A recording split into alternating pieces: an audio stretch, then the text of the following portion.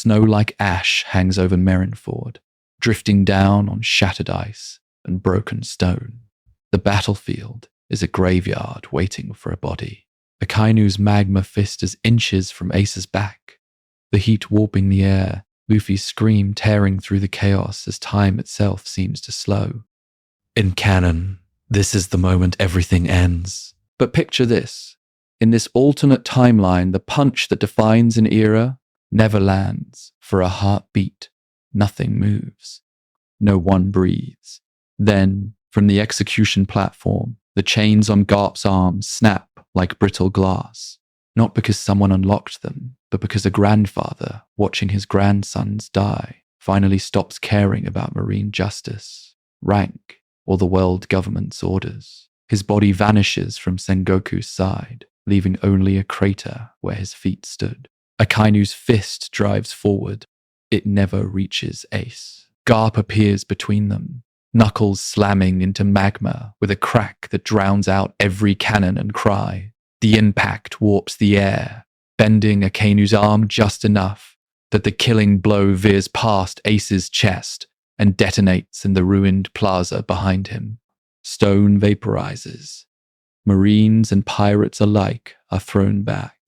Ace feels the heat sear his skin. He feels the shockwave rip through his ribs. But the agony that should hollow out his torso never comes. He stumbles, eyes wide, hand instinctively clutching a chest that is still whole. Luffy collapses to his knees beside him, not from grief this time, but from exhaustion and blood loss, still conscious enough to stare at his brother in disbelief. What happens when the man you were ready to die for doesn't die? The battlefield freezes. Marines lower rifles mid-aim. Pirates forget to run. The son of Gol D, Roger, the symbol the world government meant to erase in front of the entire world, is standing, breathing, trembling, but alive. His Viva card should be burning to ash. Instead, it flickers, then stabilizes, a stubborn ember refusing to go out. You remember what follows in canon. The funeral draped in white. Luffy's animal scream of loss, echoing over a quiet island. The hollow months of recovery, the training with Rayleigh born from unbearable failure, the wound that drives Luffy's journey toward greater strength and harsher seas. In that world, Ace's grave becomes a monument to a broken era. But in this world, that grave is never dug. The wound that should split Luffy's heart wide open never fully forms. Ace's survival doesn't erase pain. Marineford is still a massacre. Whitebeard's body will still fall, but it redirects it. Not grief for a lost brother, but fury at a system that tried and failed to publicly execute a bloodline. Not a retreat into training out of guilt, but a new kind of resolve shared between brothers who both remember how close death came. Let us take a look at this what-if scenario from a higher vantage point. In this alternate timeline, Ace walks away from Marineford with scars that never existed in canon, and the world walks away with a question it cannot easily answer. If the symbol of Roger's sin refuses to die, what does that mean for justice, for freedom, for the next great adventure? From Blackbeard's rise to Luffy's path to Pirate King, every ripple of history shifts from this one impossible punch that shouldn't exist. Welcome to Anime Autopsy, dissecting a broken timeline. If one impossible punch can rewrite Marineford, then you know this isn't just a tiny divergence. This is surgery on the spine of the story itself. And that's exactly what we do here. Welcome to Anime Autopsy, where we slice open your favorite stories and rebuild them from the bones up, not with wild guesses thrown at the wall, but with careful cuts through canon, character, and consequence. If you've ever watched One Piece and thought, what happens when one choice goes differently? You're in the right operating room. Here's something the world government would hate: information.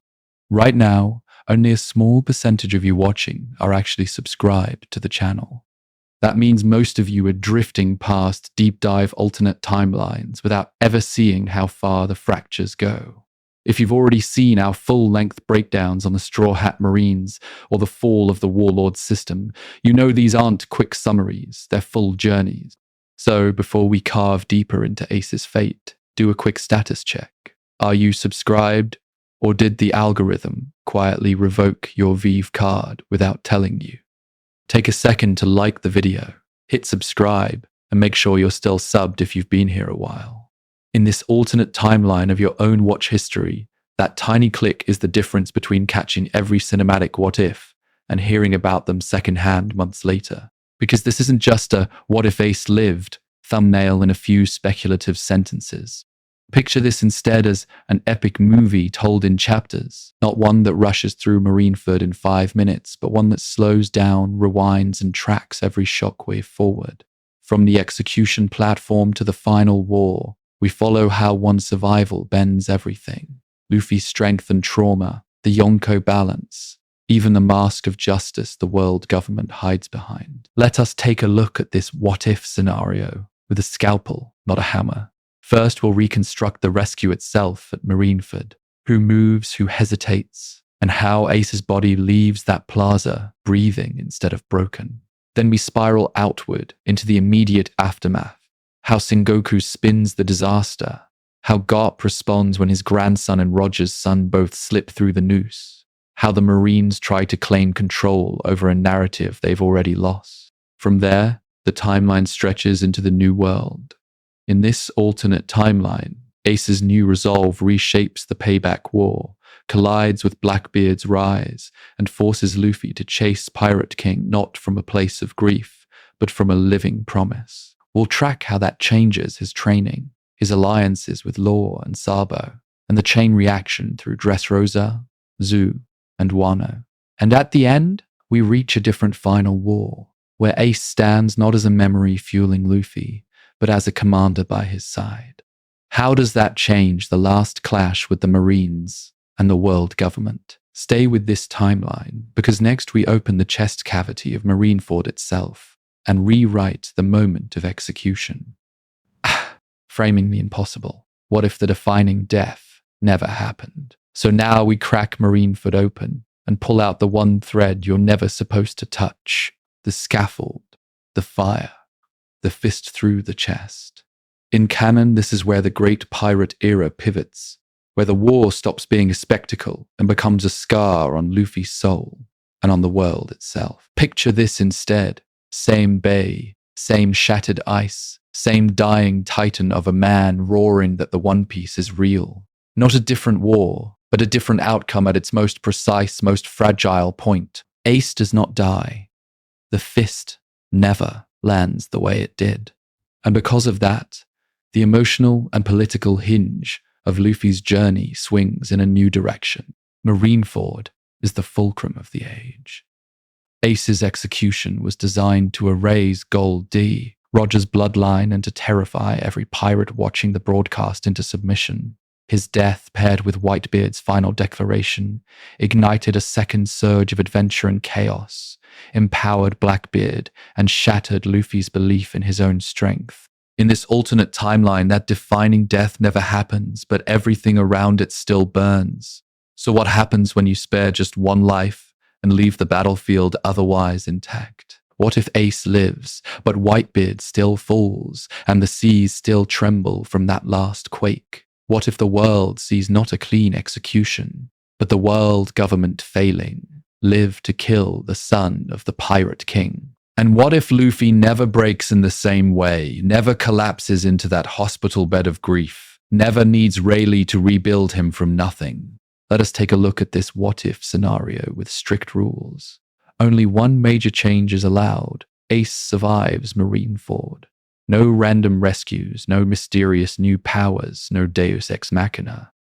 Every ripple has to flow from established abilities, from believable character choices, from the same system of justice and oppression that already governs the Marines and the world government.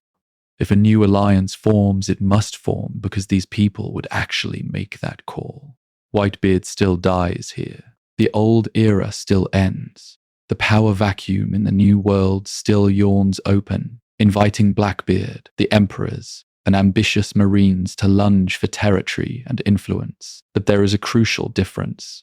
The scattered remnants of the Whitebeard crew now have their firebrand brother alive to rally around. Ace is no longer a martyr. He is a living standard-bearer. In canon, the Payback War ends with the Whitebeard remnants crushed and Blackbeard ascendant. In this version, do those same men hesitate when Ace, with his inherited will and his own dreams of freedom, tells them to stand and fight? Does Marco defer, or does he see in Ace the one person who can keep their father's name from becoming a cautionary tale? And over all of that hangs the broadcast, the cameras, the silence that follows. If Ace walks out of that bay breathing, how do Sengoku, Garp, and the highest halls of power explain the single greatest public failure in marine history? In the next section, we step into those final minutes of the war and decide exactly who moves, who hesitates, and who lies to the world first. Rewriting the execution, how Ace cheats death at the last second. Picture this. The plaza is burning, the air is thick with smoke, and every den mushi in the world is pointed at one moment. Not at victory, not at justice, but at a single fist of magma driving toward Ace's back. In canon, you know how this ends. Ace smiles, steps in front of Luffy, and the error changes with a hole through his chest. But in this alternate timeline, we ask a different question. What happens when the one person who has been forced to watch it all finally moves? There are 3 believable paths out of this execution. Shanks could arrive a heartbeat earlier, his conqueror's haki crashing over the bay as his blade intercepts Akainu. Whitebeard could unleash one last quake, a desperate strike that shatters the ground and warps the Admiral's aim. Both are plausible, both fit their strength. Yet the root that cuts deepest into the story's soul is the one that has been building all war long. Garp breaking. Let us take a look at this what-if scenario through his eyes.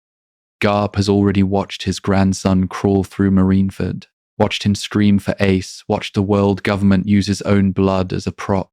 He sits on that platform with his fists clenched, veins bulging, held in place only by duty and Sengoku's hand. We saw him rise when Ace was freed. We saw him threaten to kill Akainu himself. Is it really impossible that, at the last second, love outweighs orders? So the choreography shifts, but only by a breath. Ace still shoves Luffy aside. Luffy still stumbles, eyes wide, lungs empty from the punch that broke him moments before. Akainu still lunges, magma roaring, his hatred of Pirate King bloodline and the idea of freedom burning hotter than ever. And then, in a blur that the cameras almost miss, Garp is no longer on the platform. He drops between Ace and the fist, not as a marine hero, but as a grandfather. His arm hardens in hakie, his body already old, already worn from a lifetime of battles for a justice he no longer fully believes in. Akainu's blow doesn't stop, it bends. The magma tears through Garp's shoulder, slams into Ace's side instead of his core, burning through flesh and bone but missing the heart that history said it would claim. Ace collapses, screaming. Garp is sent flying, half-conscious, his uniform melting, his legend literally torn apart on live broadcast. Luffy is still broken, still shaking as he crawls toward his brother, because near death is not the same as safety. Around them, the battlefield fractures, Marines freeze, pirates roar. Sengoku's shockwave comes a second too late. Physically, the cost is brutal. Ace is maimed, his torso charred, his strength gutted. Luffy's body remains one push away from collapse, his mind hanging by a thread. The execution has failed, yet no one can even process retreat. Chaos itself becomes the new commander. And symbolically, the reversal is absolute. The world government did not erase Roger's bloodline. The Marines did not prove unshakable order. Instead, the image burned into every screen is this: the hero of the Marines defying his own side to save the son of the Pirate King, and still the admirals cannot finish the job. If the greatest show of power in marine history cannot kill one condemned man, what else have they been lying about? As the dust settles and both sides scramble to rewrite the narrative, one question hangs over the ruined plaza. How do you put the Age of Fear back in its cage when the whole world has just watched it slip? Whitebeard's last roar, a different dying message. Picture this. The plaza is still shaking, the sky still split by Whitebeard's final quake, but the image burned into history is different. Not a brother dying in his arms, but Ace, bloody, staggering, alive, being dragged back toward the ships as Marines stare in disbelief. In this alternate timeline, the Age of Fear slips its leash and the old Guardian decides exactly how it will howl. In canon, Whitebeard dies as a wall, back turned, no retreat, his body riddled with bullets, pierced by blades, half his face gone, yet he never falls. He declares to the world that the One Piece is real, and with that one sentence, he buries the world government's illusion of control. Here, that scene doesn't vanish, it sharpens. Not one that dies for a lost cause, but one that chooses his last words knowing Ace has already escaped their justice. Whitebeard still stands alone before the execution platform's ruins, but now his one good eye tracks Ace being carried away by his crew. You can almost hear the shift in his breathing. He is not just the end of an era, he is a father checking that his son made it out.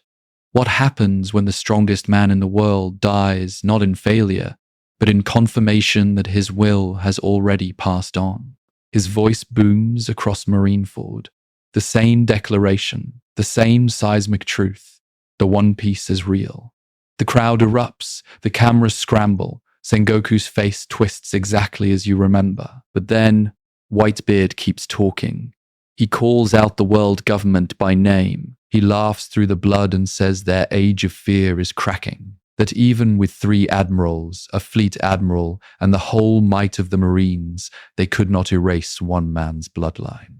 And he doesn't leave that bloodline unnamed. In this alternate timeline, he turns, just slightly, toward the retreating figures. Ace, he roars, you carry my flag now. Not just the Jolly Roger, but the idea behind it. A family that chose each other, a crew that protects its own freedom.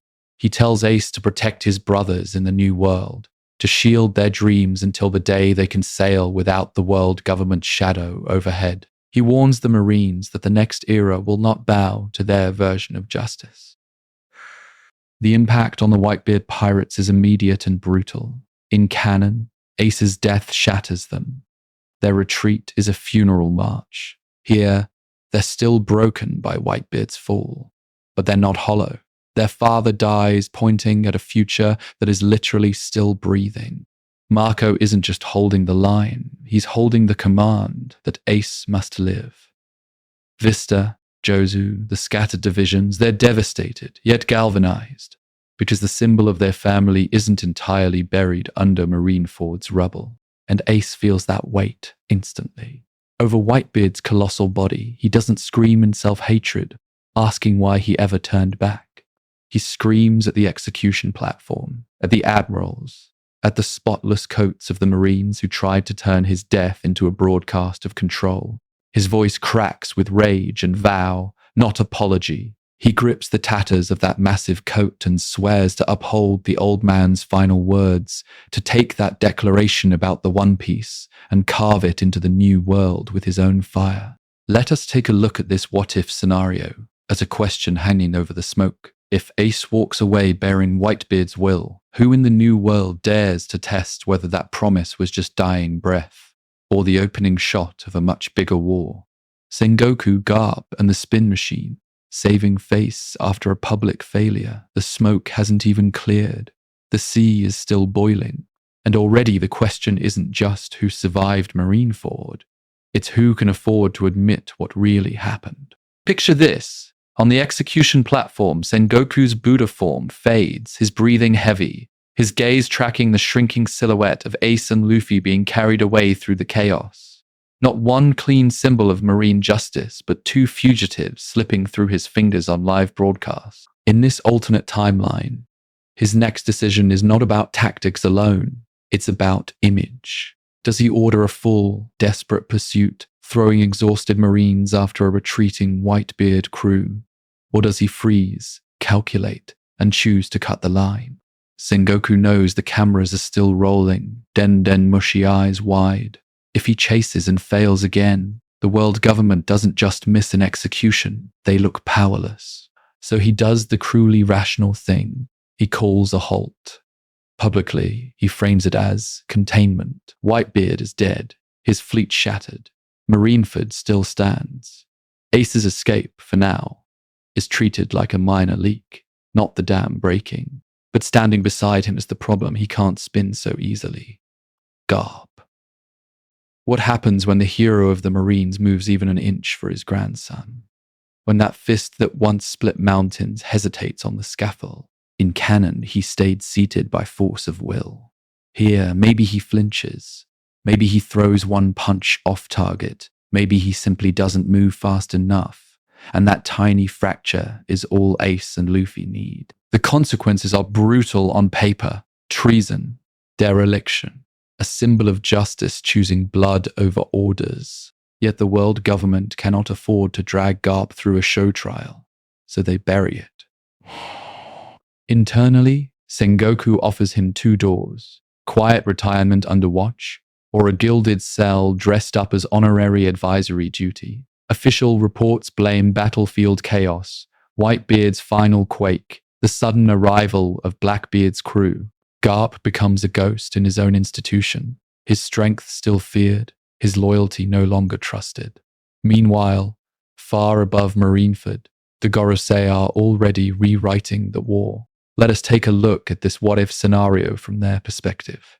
They needed a spectacle that erased Roger's bloodline and scared the Age of Pirates into submission. Instead, the symbol they tried to erase walks away carrying Whitebeard's final declaration that the One Piece is real. So they pivot. State newspapers blast headlines about Whitebeard's death, about the destruction of his main forces, about the Marines decisively ending the old era. Ace's name appears, if at all, as a footnote. Status unconfirmed. Here's the pattern interrupt. The broadcast everyone saw. That's not the version most people will remember. The world government's propaganda crew sees the Den mushy records. They cut away the moment the chains break. They linger on Akainu's blows, on Whitebeard's corpse, on the three admirals standing tall. In this edited war, the camera conveniently shakes, the feed cuts out, and the execution's failure is hidden behind static. But the ocean talks. Sailors who were there spread the truth in bars from Sabaudi to the New World. Revolutionary agents whisper that Roger's son lives.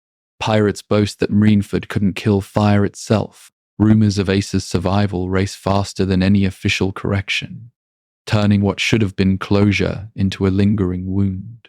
And that's the long-term fracture the Marines can't plaster over. The government wanted to erase a bloodline, to prove that even the Pirate King's legacy could be snuffed out on command. Instead, Ace becomes something far more dangerous. A living legend, defined not just by his heritage, but by the fact that the full might of Marineford failed to extinguish him. In this alternate timeline, every bounty poster with his face is not a warning, but a reminder of Marine failure. Every whispered story of his escape invites others to test the limits of so-called justice and chase their own freedom. The war ends on paper, yes. But beneath the official narrative, a new question spreads with the tide. If the world government couldn't kill Roger's son at Marineford, what else have they lied about? And who will rise next to challenge them? Luffy's wounds without a funeral, trauma, guilt, and a different breakdown picture this. The sea is finally quiet. The cannons have gone silent. But inside Luffy's mind, Marineford is still exploding on loop. Not with the image of Ace dying in his arms, but with something almost worse in this alternate timeline. Ace collapsing, chains snapping, and that one instant where it looked like he was going to lose his brother forever and could do absolutely nothing. In canon, Luffy's breakdown is pure collapse. He wakes on Amazon Lily, screams that he couldn't save Ace, couldn't protect his crew, and the grief swallows him whole. Here, the words change, but the wound doesn't vanish. He doesn't howl. Ace is dead. Instead, he chokes on. Ace almost died, and I couldn't stop it. Not a funeral in his heart, but a nightmare he can't wake from. The core realization remains the same. He is small. The admirals, the warlords, the Yonko, they tower over him like that execution platform towered over Ace. In this alternate timeline, the emotional flavor shifts. Not grief that has already taken everything, but a cold terror of almost losing everything. What happens when you realize the only reason your brother is alive is because other monsters stepped in where your strength failed? On Amazon Lily, the roles reverse. In canon, Jinbei is the one who holds Luffy together. Here, Ace survives long enough to be smuggled out, patched up by Whitebeard's remnants, and he forces his way to Luffy's bedside. Luffy is bandaged, shaking, muttering about Kizaru's light, Akainu's magma, the way his body simply shut down. Ace sits where Luffy once knelt in the prison cell at Impel Down, the same brother, a different kind of rescue. Ace tells him he's not weak for failing, he's human in a world ruled by giants. The problem isn't Luffy's heart, it's that the battlefield was built for monsters shaped by the world government's age of so-called justice. The world is just too big right now, Ace admits, almost to himself. So we get bigger. His words become the anchor Luffy never had in canon, a promise that this near loss isn't an ending, but a terrifying checkpoint in their shared journey. Does that change Luffy's drive to get stronger? Let us take a look at this what-if scenario. The crew is still scattered. Kuma's paw still ripped his friends away. His body still broke under the strain of Gear 2nd and Gear 3rd. He still watched helplessly as Ace was dragged to the platform and as Whitebeard fell, declaring the One Piece real. The trauma is different in color, but not in weight. Rayleigh's offer on Saberdi still lands like a lifeline. 2 years to train, to turn raw will into real strength, to make sure that the next time a war shakes the world, he isn't just a screaming spectator. In this alternate timeline, he doesn't train to avenge a dead brother, but to stand beside a living one when the final war against the Marines and the world government erupts. And that raises the real question. Does fighting for a grave make your resolve harder? Or does fighting to protect a breathing, laughing brother and the fragile freedom you almost lost forge something even more unbreakable? Rayleigh's new lesson plan: training a future king with a living Ace. Picture this: the forest of Rusukaina at dusk, wild beasts roaring, waves smashing against the shore. Luffy stands there, chest scarred, eyes clearer than they were at Marineford. Not a broken brother mourning a grave, but a pirate who knows his brother is still out there, bleeding and laughing somewhere on the same sea. When he sends that famous Sabardi signal, the meaning shifts. In canon, those crossed-out marks on the newspaper were a desperate message born from loss. In this alternate timeline, Luffy still slams his fist on the ground, still feels the crushing weight of failure, but there's a stubborn ember of hope. Ace lived. Ace is fighting. So when he tells his crew 2 years, he isn't just saying, I need to get stronger so this never happens again. He's also saying, I'll meet you in a world where Ace and I can stand at the top together. Wait for me. Under the shade of giant trees, Rayleigh watches this shift with sharp, nostalgic eyes. Under the guidance of the Dark King, Luffy quickly becomes something different from the boy who arrived. Not just a survivor, but a future king in training. And because Ace is alive, Rayleigh can finally speak more openly about Roger's legacy. Not one heir chasing freedom alone, but 2 flames sparked from the same storm. He tells Luffy how Roger smiled at the end, how he carried a will that terrified the world government more than any weapon. Then he adds something he never said in canon. Your brother carries that same storm. So will you face it together, or be swallowed by it? In this alternate timeline, that question changes the entire lesson plan. Haki training is no longer only about Luffy's survival. It's about the strength to protect Ace, his crew, and the fragile future they're daring to claim.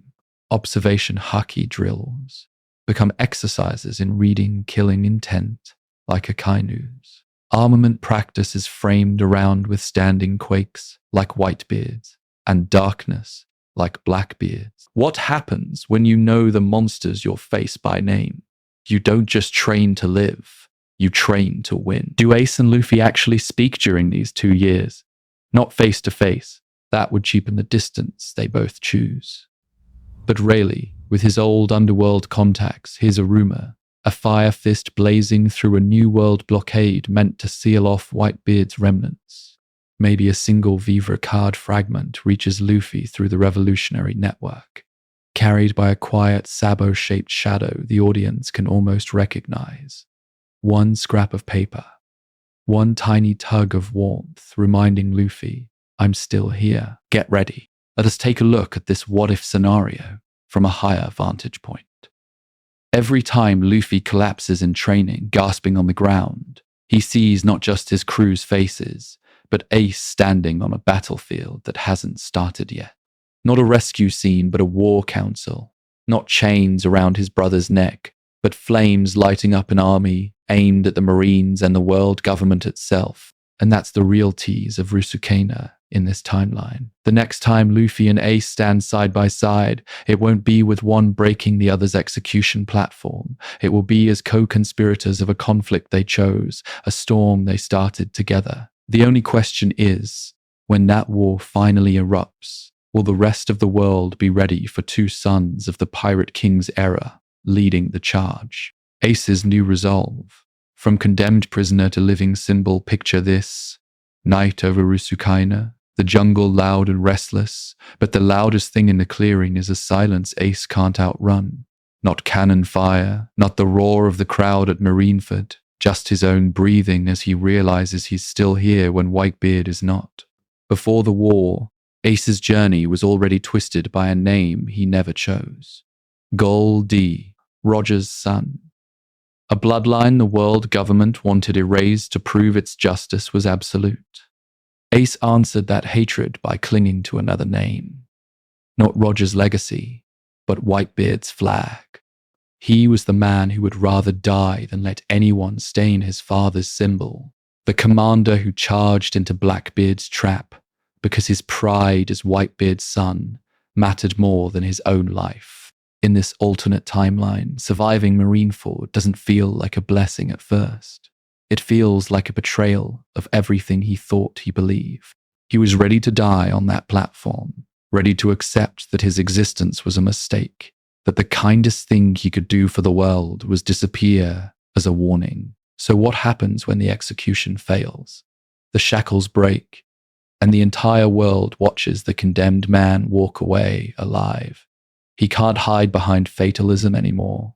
He is no longer just a burden. He's the living proof that the world government tried to erase Roger's blood and couldn't. That's where the real conflict starts. Ace carries Whitebeard's death on his shoulders like a second set of chains. If he hadn't chased Blackbeard, if he'd listened, would Pop still be alive?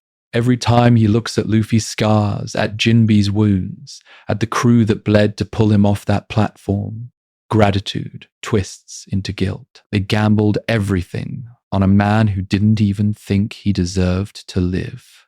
How do you face that kind of debt? Under the quiet stars, Ace starts asking the question he never allowed himself before. If I'm still here, what am I supposed to do with this life?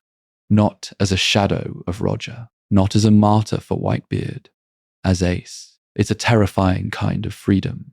His strength is no longer just a weapon to throw away in someone else's name. It's a responsibility to a future he hasn't defined yet. Pattern interrupt.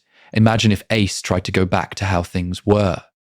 Just a commander, just a son, pretending Marineford was a bad dream. It doesn't work. Because every island he lands on, people point and whisper. That's the man who survived Marineford. That's the pirate the Marines couldn't kill. Whether he likes it or not, he's become a symbol. So he makes a choice. Let us take a look at this what-if scenario where Ace decides he will live not only as Whitebeard's heir, but as someone who will shape the next era itself, supporting Luffy when his little brother's dreams collide with the world government's justice. Hunting Blackbeard not just for revenge, but to stop a monster from stealing the age Whitebeard died to protect. Standing ready to challenge the system that tried to publicly erase him. And from that choice comes a new promise. Ace swears that the next time he stands on a public stage, it won't be in sea-stone cuffs, waiting for someone else's verdict.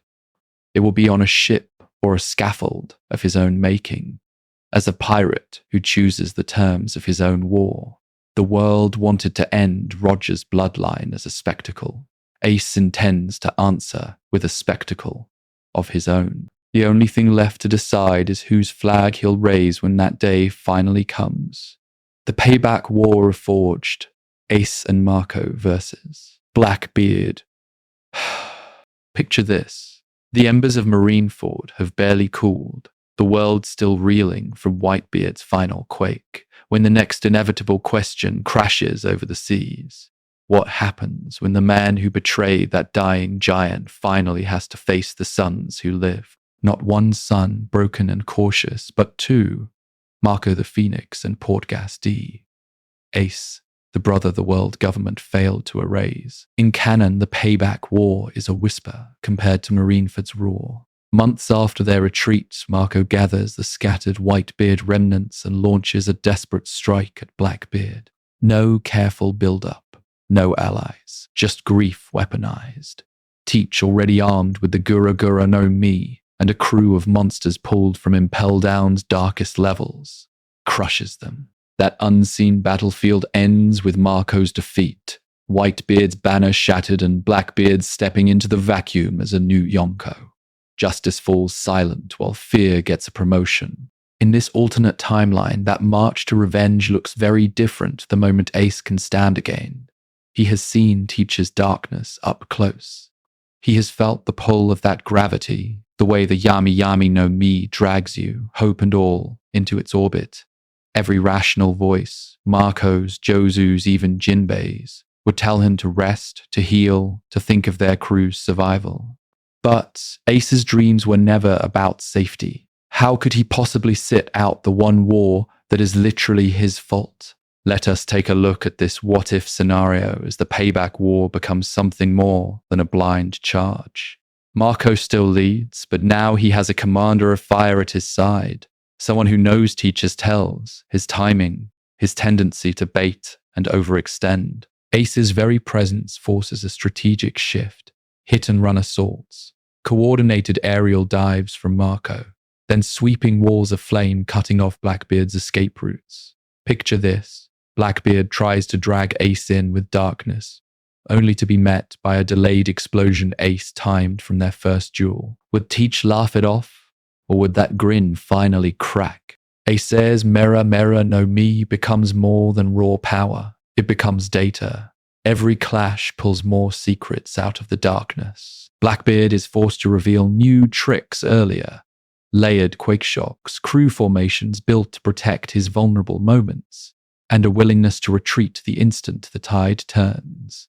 Not a proud Yonko yet, but a scavenger king still testing the limits of his stolen strength. And that is where the tragedy sharpens. Even with Ace alive, even with Marco's tactical mind, Blackbeard is still Blackbeard. The Yami Yami no Mi still erases devil fruit defenses. His crew is still stacked with monsters who do not care about honor, only survival. He will sacrifice islands, allies, even his own men, if it means living to claim the next advantage. So instead of a clean, decisive loss for Marco like in canon, you get something uglier. A brutal stalemate in one battle, a Pyrrhic win in another. Maybe they drive Teach off a key territory, but half their division commanders don't come back. Ace survives, but not untouched, burns over old scars. New wounds carved by quake-shattered air and bullets he couldn't dodge in time. He walks away with more than injuries. He walks away with a clarified hatred, not the hot, reckless rage that led him to chase Teach alone, but a colder, more focused vendetta. He has seen that even when you fight for freedom, the darkness adapts. So where does that leave the balance of power? Blackbeard's rise to Yonko might be delayed, his legend less clean, his empire more contested. Rumors spread not of an unstoppable monster, but of a devil who bleeds when the fire burns hot enough. Yet he still grows in the shadows, still hunts devil fruits, still stalks the empty throne Whitebeard left behind. The payback war, reforged by Ace's survival, becomes a promise rather than an ending. A promise that this rivalry will not be settled in a forgotten off-screen massacre, but in the final war when every banner is on the line. The next time Ace and Blackbeard meet, it will not be as a condemned prisoner and an ambitious underling. It will be as two men who have spent years preparing to end each other, and the world will have to decide which kind of darkness it fears more, Blackbeard's void or the blaze Ace is finally willing to unleash. A new era of rumors, how the seas react to Ace's survival across the world. The echo of Marineford does not fade with Whitebeard's final roar. It lingers in the smoke. It lingers in the silence. And then it twists into something the world government never wanted: doubt. Picture this: a battered pirate ship limping into a lawless port at dawn, its torn sails barely hanging, its crew half mad from what they've seen. They drink, they scream, they whisper. The Fire Fist didn't die, not as a proud declaration, but as a terrified confession that the execution everyone watched somehow failed. In this alternate timeline, the first leaks aren't headlines. They're haunted eyewitnesses who swear they saw chains melt and a body vanish into the chaos. At the same time, a cipher pulse snail call goes wrong. A scrambled report about the target escaping in the confusion is intercepted by an underground broker. Within days, shadowy newspapers in the Grand Line run tiny, dangerous lines of text between shipping forecasts and bounties. Port Gol D, Ace, status, unconfirmed. Not a victory for justice, but a crack in its facade. Pirate crews all over the seas read between those lines. The rookies in the first half of the Grand Line slam their mugs down and laugh. Not because it's funny, but because it's liberating. If the Marines and the world government could not kill the son of the Pirate King on the world's biggest stage, then maybe they aren't invincible after all. Veterans who once watched Roger die now compare the two executions and mutter, "This era won't go the way they planned." What happens when the symbol of fear turns into proof that you can slip the noose? Far away in a hidden revolutionary base, Dragon's commanders spread the reports out on a table. Sabo stares at Ace's name, hand trembling, and realizes that his brother is no longer just Whitebeard's 2nd Division commander. He is a living contradiction to Marine propaganda, a man the world saw condemned, who kept his freedom anyway. To the revolutionaries, Ace becomes potential, a future banner they might not raise yet, but quietly plan around. Inside Marine bases, the reaction is quieter, more dangerous. Official briefings insist Marineford was a flawless victory, though Whitebeard fell and the pirate era is shrinking. But young recruits pass around grainy Den snapshots where Ace looks very much alive in the final moments. Some stare and feel pride wounded. Others, especially those who watched Garp hesitate and Sengoku strain, begin to wonder what justice actually means if the story they're told doesn't match the scars they saw. The bounty posters change next. Fire Fist is no longer enough. The new sheet hits tavern walls with a heavier slap. Port Gol D, Ace, the man who escaped the scaffold. His bounty spikes, not just for his strength, but because his very survival is a humiliation the world government can't erase. Every time that epithet is spoken, it's a reminder that their perfect performance cracked on center stage. Recruitment numbers begin to shift in subtle, dangerous waves. More restless kids from the East Blue decide to chase adventure as pirates, thinking, if Ace can walk away from Marineford, maybe I can survive the Grand Line. Fewer starry-eyed citizens sign up for the Marines out of blind faith.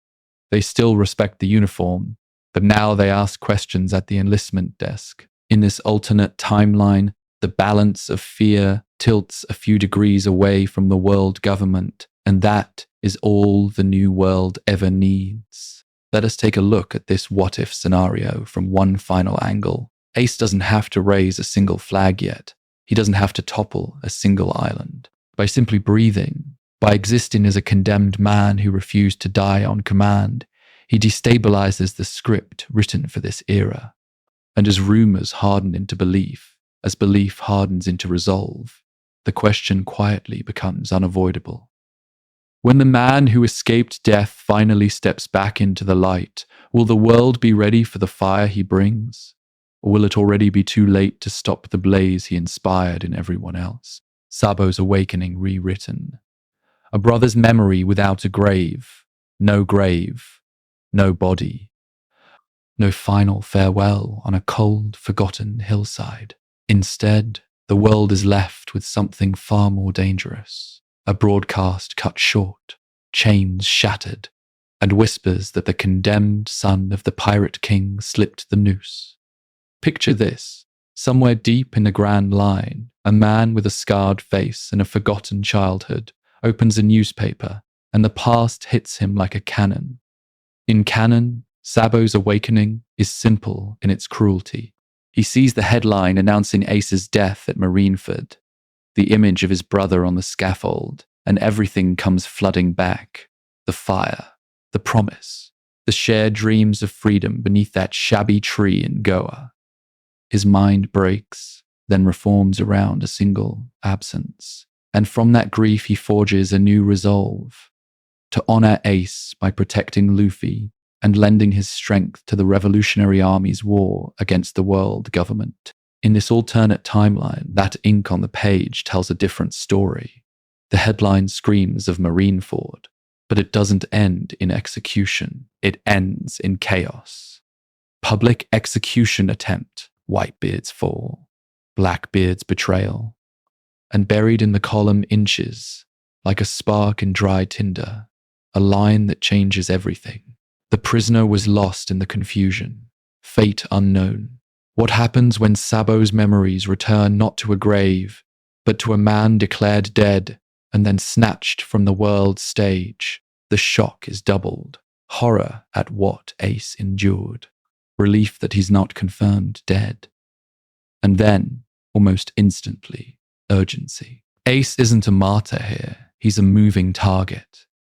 A living symbol the Marines failed to erase. A prize Blackbeard will absolutely hunt to finish what he started. Sabo's priorities twist overnight. He's no longer a brother mourning a closed chapter. He's a commander who realizes his family is now a strategic fault line in the war for justice and freedom. Under Dragon's banner, that realization is not just emotional, it's political. Dragon sees Ace as both opportunity and liability, a living Roger bloodline branded by the world government, carrying Whitebeard's legacy and his own sense of justice. Could there be a more volatile ally? Reach out, and the revolutionaries risk drawing every cipher pole hound straight to their hidden bases. Stay distant, and they leave Luffy's brother exposed to the very system they're trying to topple. Pattern interrupt. What if Dragon, the world's most wanted man, quietly orders restraint? Not because he doesn't care, but because he understands that one reckless rescue could burn the entire movement. In this what-if scenario, Sabo is torn. His duty as chief of staff demands caution. His heart demands action. So he threads the needle off the book's intel networks, discreet feelers in the New World, whispered inquiries in pirate taverns about a fire user who refuses to die. In this alternate timeline, Sabo's journey bends toward an inevitable convergence, not at a grave marked by a paper scrap, but on a battlefield where Ace is no longer just his reckless brother. He's a commander of his own crew, a survivor of Marineford, a man whose dreams of freedom might align with Dragon's or collide with them. When those two flames finally meet, will they burn together against the world government, or will their different visions of justice set the sea itself on fire? 2 years, 2 paths. How Ace spends the time skip picture. This, the roar of Marineford, has faded, but the echo of Whitebeard's last quake still hangs over the sea. Smoke over the battlefield, silence in the infirmary. In this alternate timeline, Ace wakes not to execution, but to the crushing weight of survival. His first journey isn't across the Grand Line, It's across a hospital bed. Broken ribs, burned flesh, lungs still tasting of magma. Not a glorious adventure, but a slow, humiliating crawl back to basic strength. While Luffy is shipped off to Amazon Lily, and then into Rayleigh's harsh training, Ace is trapped in bandages, forced to replay every second of Whitebeard's death. Not a death he hears about later, but one he watches from a stretcher as the man he called Old Man falls, protecting his crew and his era. Emotionally, the damage is worse. Ace has always carried the sin of Roger's blood. Now he carries the guilt of being the son Whitebeard couldn't save. Let us take a look at this what-if scenario. Instead of dying for his captain, Ace has to live for him. He attends the scattered funerals, the quiet wakes on remote islands, the moments where the once mighty Whitebeard pirates can barely look each other in the eye. That's where the second path begins. With Whitebeard gone, Marco can't shoulder everything alone, not in a new world where Kaido, Big Mom, and Blackbeard all smell blood in the water. So Ace steps up. Not as the reckless 2nd Division commander you remember, but as a co-leader. He and Marco divide Whitebeard's territories, racing from island to island as ambitious upstarts test the borders. One week they're repelling a Yonko scouting party. The next, they're stopping ex-warlord lackeys from carving up a former Whitebeard ally, while Luffy trains in isolation, learning haki under a retired legend. Ace is learning something Rayleigh can't teach: command. What happens when you have to choose which island to save and which to abandon? Which ally to reinforce and which to let fall so the rest of the fleet survives? Every decision is a new scar. Every retreat is a lesson in a different kind of justice, one that weighs lives against promises. But Ace isn't content to just react. Between clashes, he seeks strength. He visits old Whitebeard allies, men who once crossed blades with Roger and Garp. Maybe he tracks down Rayleigh briefly, not for years of training, but for a night of brutal sparring and hard truths about haki and resolve. Maybe, just once, he follows a whispered lead from Jinbe and brushes against the edge of the Revolutionary Army, sensing Dragon's storm without yet joining it. He doesn't become a revolutionary, but he can't ignore how their talk of freedom and the world government's corruption rhymes with Whitebeard's final words. So you have 2 brothers, 2 years, 2 paths. Luffy punches trees and monsters until his body understands haki. Ace holds territories together until his soul understands sacrifice. When they finally reunite, they won't just be brothers catching up over meat and sake. They'll be meeting as 2 different kinds of leaders forged by 2 very different trainings, and the world isn't ready for what happens when those paths finally collide. Fishman Island with a living legend overhead. 2 years pass. Above the calm belt, the sky over Fishman Island is anything but calm. Picture this. While the Straw Hats dive toward the deep-sea gateway, the surface of the new world is cracking under the weight of a living legend who refused to die at Marineford. On the seafloor, their journey looks familiar. The coated Sunny, the frantic descent, the Sea Kings and the looming shadow of the island beneath the bubble. Luffy is still laughing. Nami is still calculating. The crew still feels like a miracle reunited.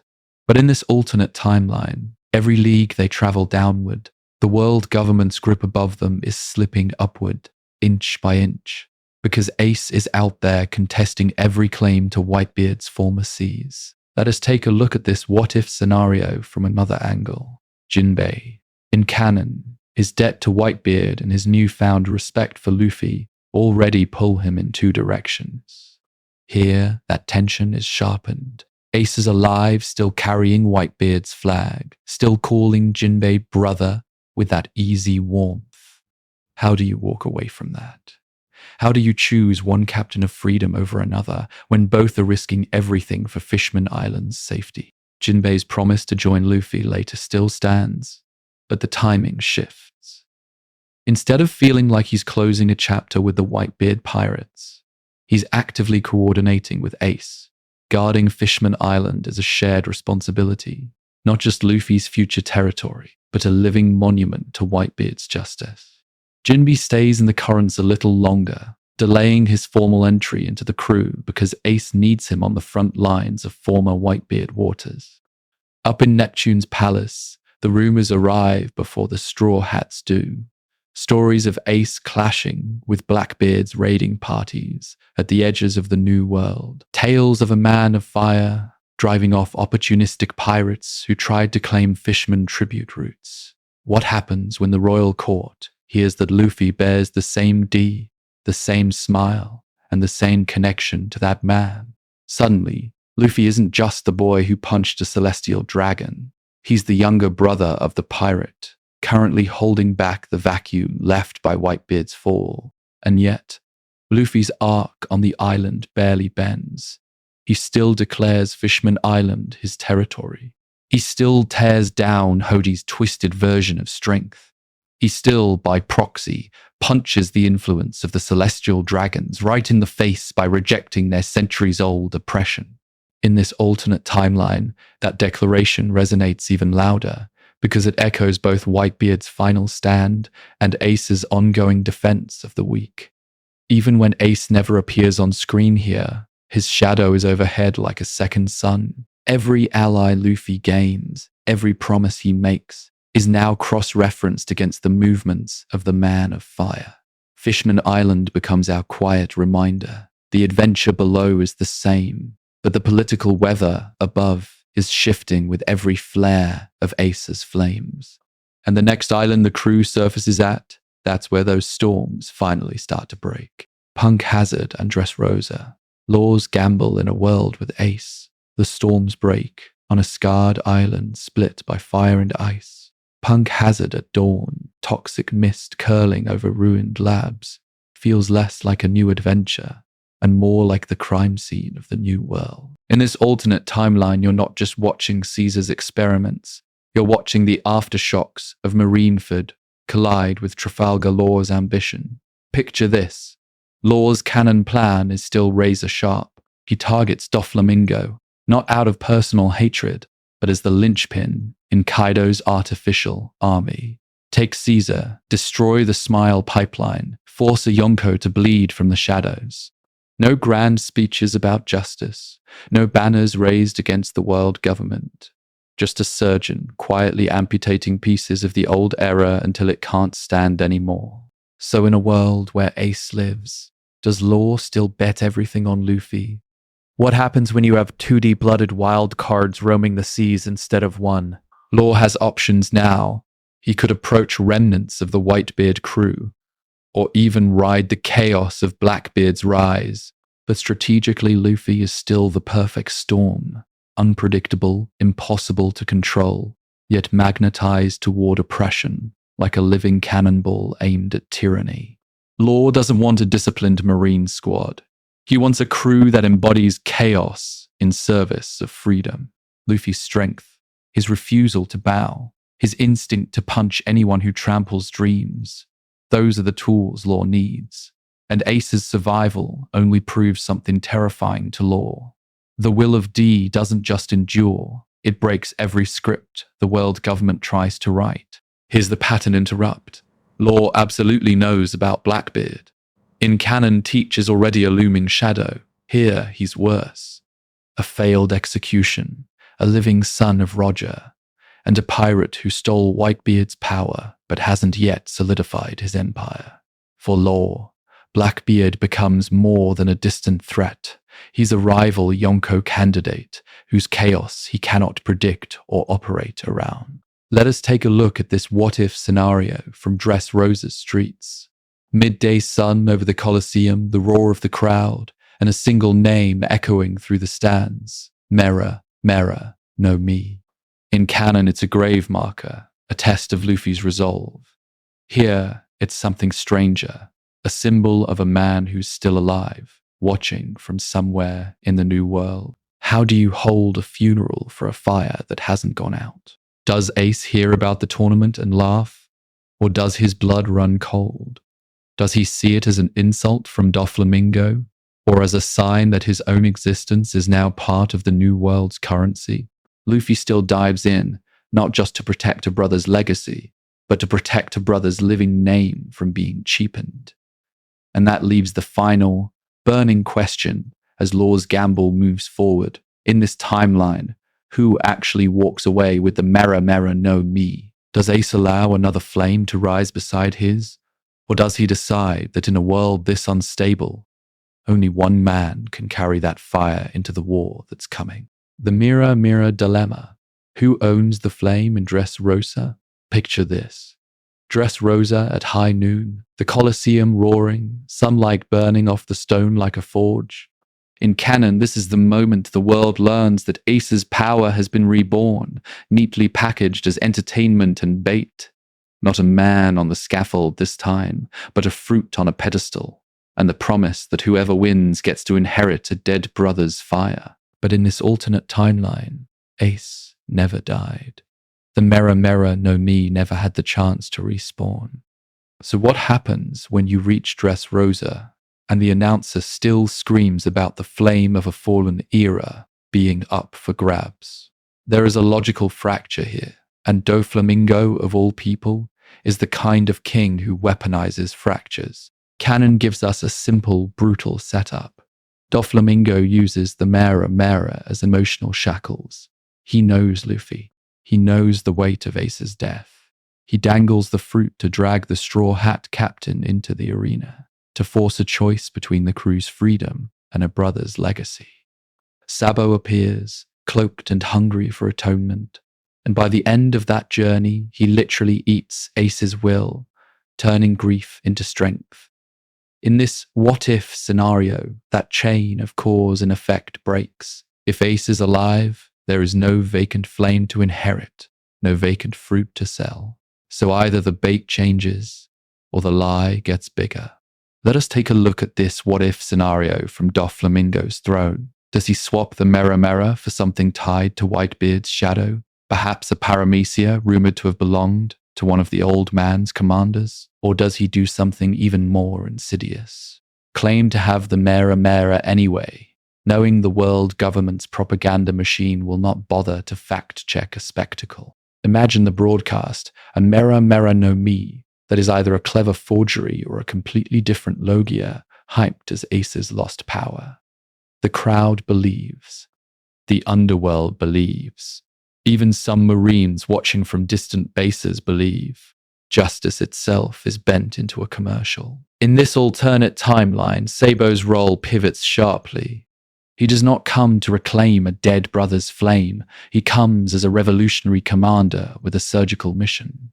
Maybe he infiltrates the Colosseum not to win a fruit, but to map the slave routes beneath the stands, to free the toy enslaved fighters, to sabotage the smile shipments that fuel Kaido and threaten true freedom. His priority is not consumption, but disruption. Protect Luffy's operation. Cripple Doflamingo's weapons. Turn the arena from a stage into a fault line. Now picture Ace, somewhere in the New World, watching that same broadcast. He sees a fake version of his own power paraded as prize money. He sees strangers brawl over the idea of him as if he were already gone in another universe. In that moment, his journey sharpens. Not just Doflamingo, but the entire system that can turn a living man's existence into a commodity becomes his enemy. And as the flames in Dressrosa flicker on the screen, Ace quietly promises that next time, the world will see the real fire. Zoo and the road poneglyphs, a brother in the background, those Dressrosa flames fade, and the camera cuts upward. Night over the Grand Line. A silent elephant walks through the clouds, its steps older than the world government itself. Zhao is still a detour, but not just for Raizo and red stones. In this alternate timeline, it becomes the first place where Luffy's journey toward Laugh-Tale and Ace's unseen war in the New World almost brush fingertips. Not one that simply patches up the Dressrosa wounds, but one that quietly redraws the map of the final battlefield. Picture this. The crew climbs the leg of Zunesha, rain misting off ancient skin, while the canon story you know hums underneath. The alliance with the minks still forms in blood and gratitude. Jack still leaves the ruins of his interrogation, and Kaido's shadow still hangs over everything like a storm you can hear but not see. The core function of Zoo doesn't change, it deepens. The road poneglyphs are introduced not as trivia, but as coordinates to the stage where every unresolved grudge will one day collide. You still get Robin tracing those red glyphs, Nekomamushi and Inuarashi bowing their heads, and Law connecting the dots to Wano and Kaido. But now there is one more thread. Marco's name comes up not just as a former ally, but as a messenger, because what happens when a dying era refuses to die quietly? In this what-if scenario, Marco has already visited Zoo once, in the years after Marineford. He leaves more than medicine and apologies. He leaves a line for Nekomamushi to deliver when the straw-hatted boy with the fire fist's eyes finally arrives. A half-coded message. A rumor that Ace did not fall when the world cheered his execution. Maybe Nekomamushi doesn't dare say it outright. Maybe he just rumbles that Marco still fights in the new world, together with a certain man the world government wishes had stayed dead. You can almost feel the air snap. Luffy freezes. The crew looks at him. Is it a mistake? A ghost? Or the one thing his heart has secretly held on to since Marineford? Luffy's reaction here matters. Does he sprint for the sunny and demand they sail now, straight into Yonko waters they're not ready for? Or does he remember Sabaody, Marineford, the brutal lesson that strength without preparation only leads to more graves? In this alternate timeline, he clenches his fists, grins through trembling teeth, and chooses a different kind of freedom.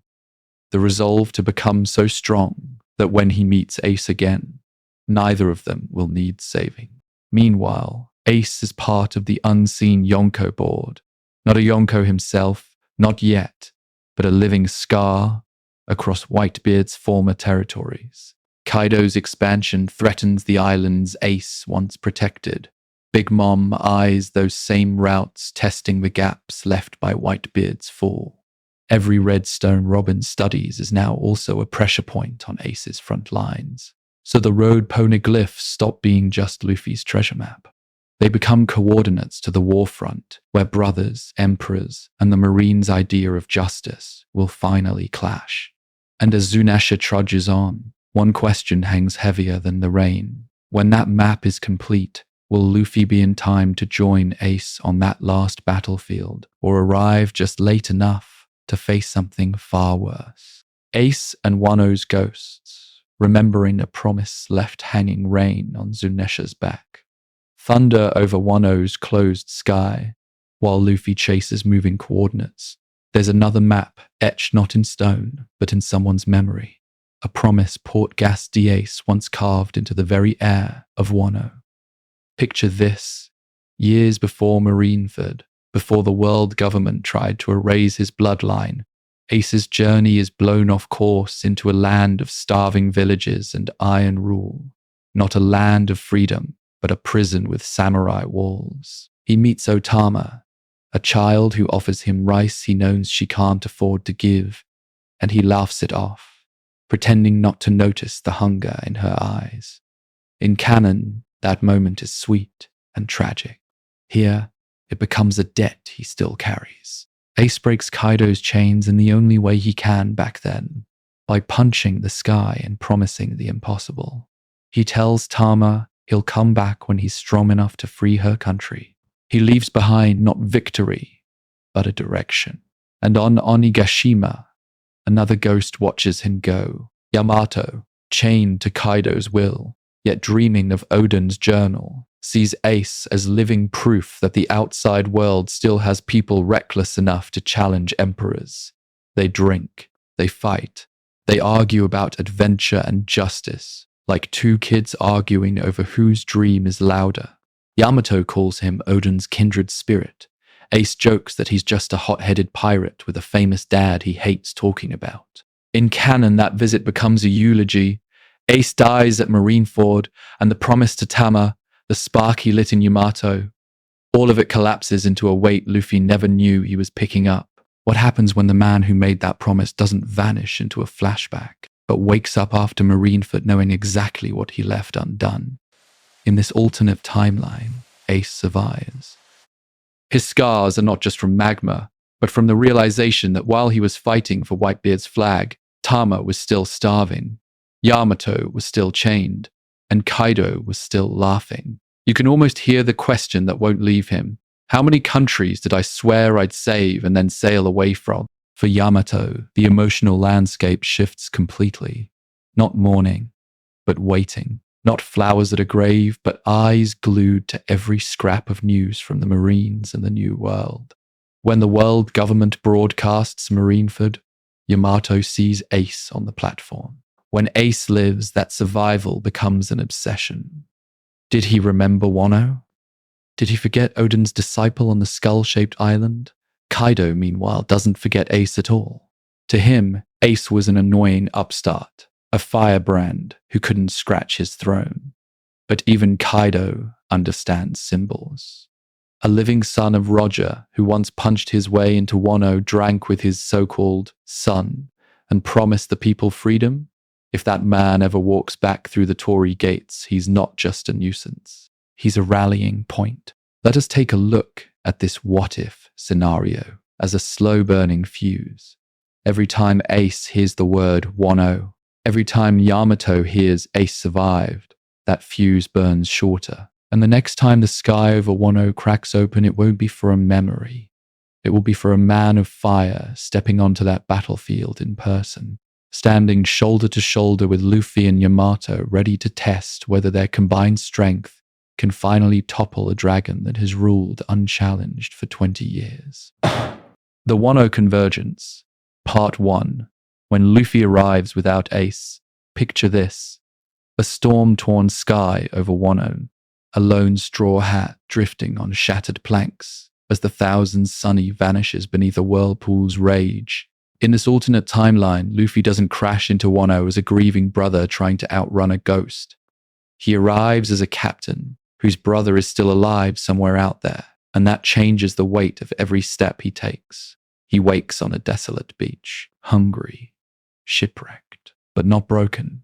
Not one who sails for freedom alone, but one who now carries the unfinished promises of others. Very quickly, the pattern you know from canon reasserts itself. He meets Tama, the starving little girl, with the big smile and the even bigger faith in a man named Ace.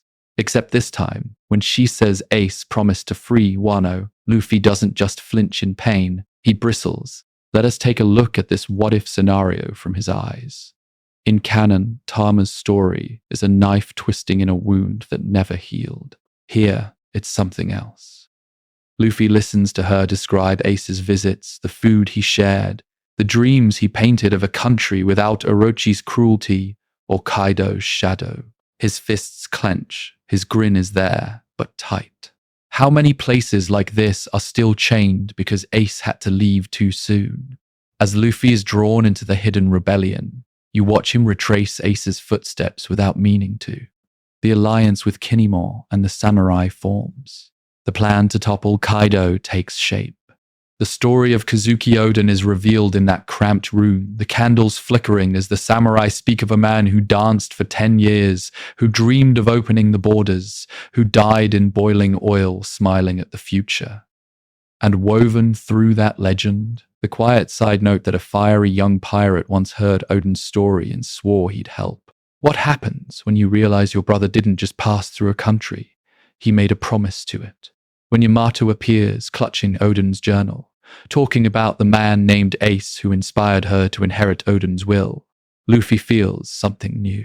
Not only pride that Ace lit fires in people's hearts, not only frustration that his brother walked away because he wasn't strong enough yet. It's a kind of shared guilt, a sense that their combined strength still hasn't caught up to the justice they talk so easily about. So Luffy's motivation in Wano deepens. He's still here for his own dreams, to topple a Yonko, to push his crew further into the New World adventure. But under every laugh there's this thought. Ace is somewhere out there, knowing Wano is still in chains. Ace is somewhere out there, regretting a promise he couldn't keep. If Luffy wins here, he doesn't just beat Kaido. He clears a debt his brother has been carrying in silence. Meanwhile, far beyond Wano's closed borders, rumors spread, a whisper in a tavern. A marine report lost in transit. Straw Hat Luffy has entered Wano. The name hits Ace like a punch. Wano, that country, that failure, that vow. Can he really stay away while his little brother walks straight into the dragon's den he wants back down from? Or is this the moment when fire is finally forced to answer for the trail it left behind? The Wano Convergence, Part 2. Ace returns to a country in flames, so he moves. Not later. Now, picture this. Night over Wano, the sky a churning bruise of clouds, thunder rolling over seas that don't want visitors. Not a navy convoy, but a single ship cutting straight through the storm, its prow lit not by lanterns, but by a low, hungry fire. In this alternate timeline, the man standing at the bow is not a ghost in Luffy's memory, but a living promise finally cashing itself in. Port Gas D. Ace returns to Wano. Flames coil around his shoulders as he stares toward Onigashima, where smog, gunpowder, and dragon's breath stain the sky. You can almost feel the weight on his back. Wano. That country. That failure. That vow. He clenches his fist and fire answers, surging higher as if it remembers the little girl who cried when he left and the chained Yamato who believed in a future that never came. On Onigashima, the battle is already chaos. Luffy in Gear 4th is a blur of compressed muscle and rubber, trading blows with Kaido in his hybrid form. The samurai charge. The beast pirates swarm. And then, without warning, a new light cuts through the battlefield. Not lightning, not Haki. A pillar of fire tears across the sky, slicing through the smog like a burning spear. Yamato freezes mid-swing. That heat, that rhythm, that reckless laughing aura. Could it really be? For a heartbeat, the child who worshipped Odin and trusted a pirate's word overrides the warrior standing against their father. Ace! Down below, Tama stumbles as a shockwave rocks the ground. She looks up, eyes wide, the memory of a freckled big brother who promised to return, battling years of silence. What happens when the person you decided was dead answers anyway? A fireball slams into a towering numbers giant about to crush her, melting its club to slag. When the smoke clears, he's there, hat tilted, freckles visible, smile guilty and soft. Tama, I'm late. She doesn't speak at first. She just runs, crashing into him, sobbing into his chest as if she can anchor him in this reality by sheer force of will. Ace holds her with one arm and looks up at Yamato, who's staring like a believer seeing a god step out of the shrine. Told you! Yamato laughs, half broken, half triumphant. You kept your promise. Ace doesn't laugh back. Took too long, he mutters. That's the thing about survival in this alternate timeline. It didn't erase his guilt, it sharpened it. Let us take a look at this what-if scenario from the battlefield's perspective. Tactically, Ace is a nightmare for Kaido's forces. Gifters and pleasures burn in sweeping arcs. Flying Six are forced to dodge rather than bully. Samurai who once heard Whitebeard's name spoken in awe now see his son wielding that same overwhelming strength in their defense.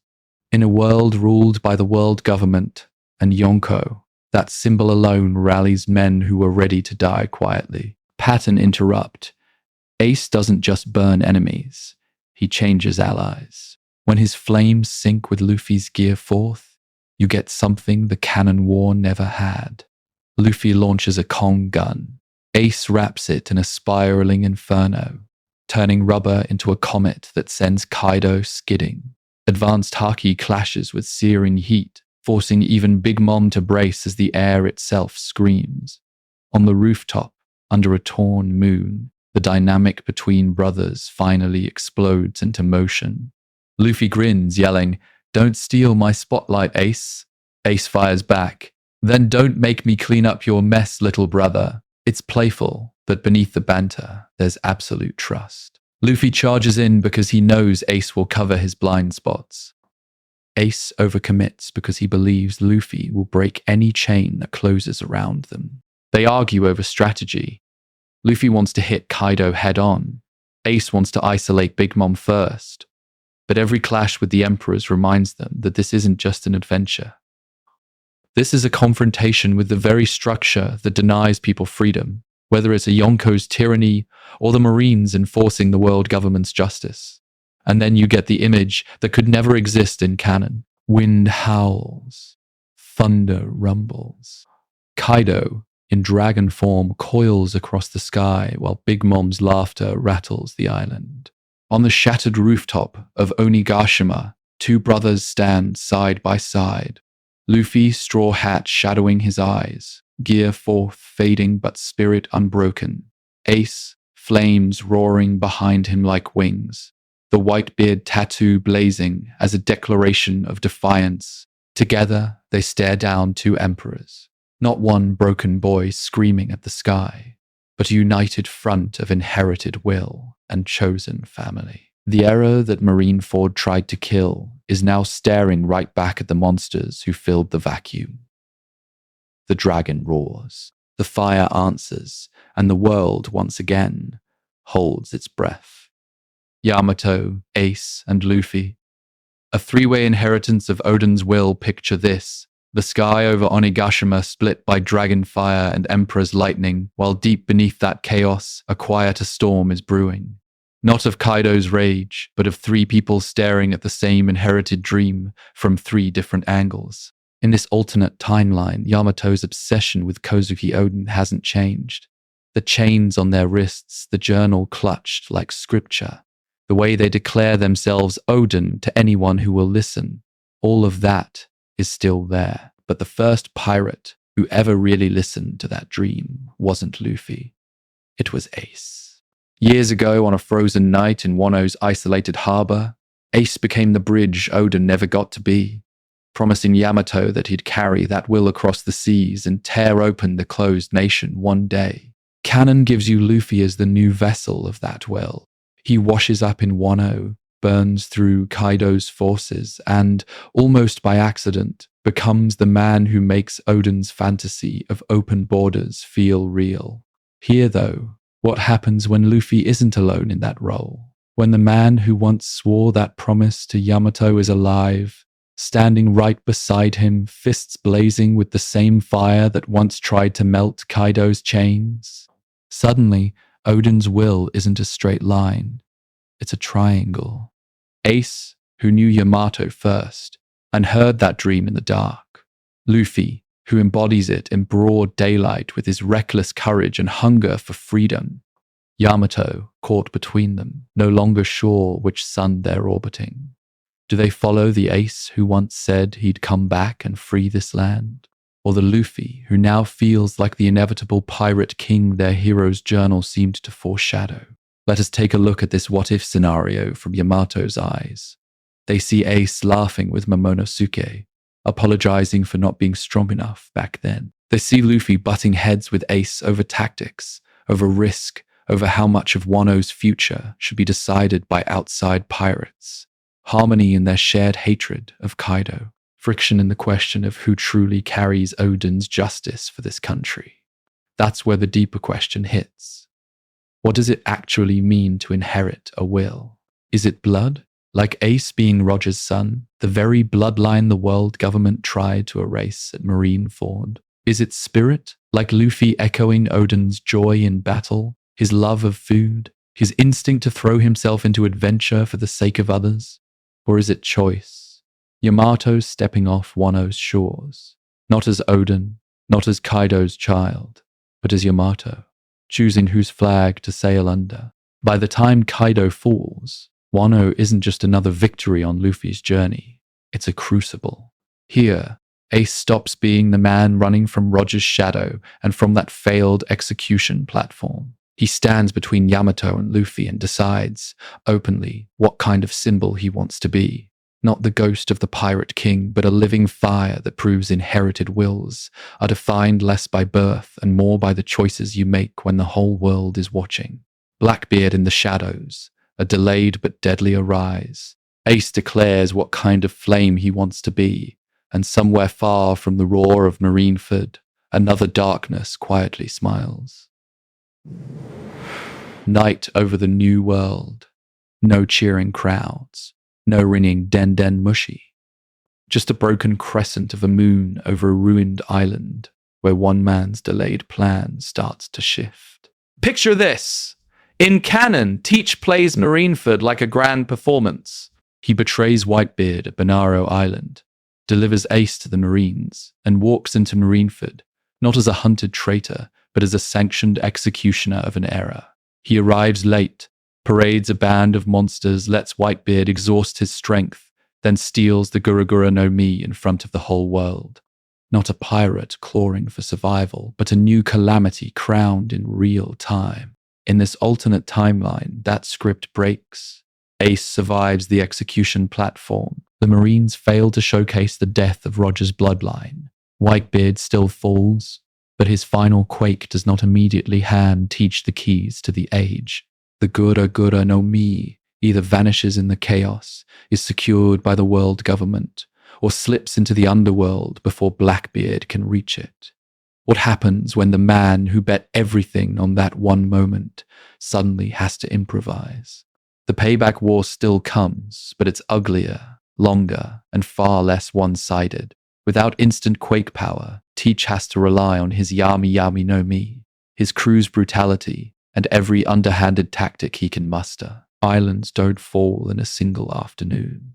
They're strangled over weeks. Former Whitebeard territories become drawn-out battlefields, where Blackbeard's flag advances, then retreats, then advances again. He may still claim the Guragura eventually, perhaps by ambushing whoever safeguards it, but when he does, it's coated in far more blood and secrets than in canon. Let us take a look at this what-if scenario from Teach's perspective. He's delayed, not defeated. A man like Blackbeard does not abandon his dreams, he mutates them. He starts targeting different routes, preying on abandoned marine outposts, experimenting with more devil fruit thefts to refine the method that made Shiryu and his commanders so terrifying. Maybe he pushes earlier against revolutionary army cells, testing the limits of their justice in the shadows, while the world government is distracted by Ace's survival and Luffy's rising legend. And then there's the new variable, Ace himself. In this alternate timeline, Teach doesn't just have a pursuer, he has a personal nemesis who has seen his darkness up close and escaped his noose once.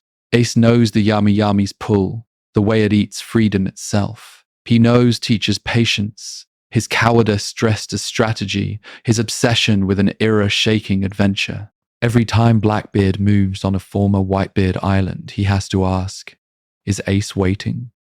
Is the fire that once underestimated him now hunting him with cold resolve? So Blackbeard goes deeper into the shadows. He stockpiles more powers. He tests more bodies. He waits for the moment when even Ace's new strength might not be enough. Delaying Teach doesn't make him weaker. It gives him time to become the monster he was always meant to be. And when that rematch finally comes, on whose side will the world itself tilt? The revolutionary equation, Dragon's quiet calculus on Ace and Luffy. So while Blackbeard vanishes into the dark, someone else is watching the light that survived Marineford. Picture this. Rain over Baltigo, dim lanterns, scattered maps of the new world pinned with knives. Not a pirate den, but the hidden nerve center of the revolutionary army. At the center of it all sits Monkey D. Dragon, the man who declared war on the world government, studying a single headline, Fire, Fist, Escapes Execution. In canon, Dragon is a distant storm. He moves to topple the celestial dragons, not to play referee between pirates, Yonko, or even the Marines, unless their actions intersect with his revolution. He lets the pirate era rage because that chaos erodes blind faith in the so-called justice of the world government. In this alternate timeline, Marineford still shatters the age, but the shrapnel lands differently. The public execution was supposed to erase Gol D Roger's bloodline and prove that no one, not even Whitebeard's son in all but name, could defy the world government. Instead, the scaffold becomes a scar. Ace lives.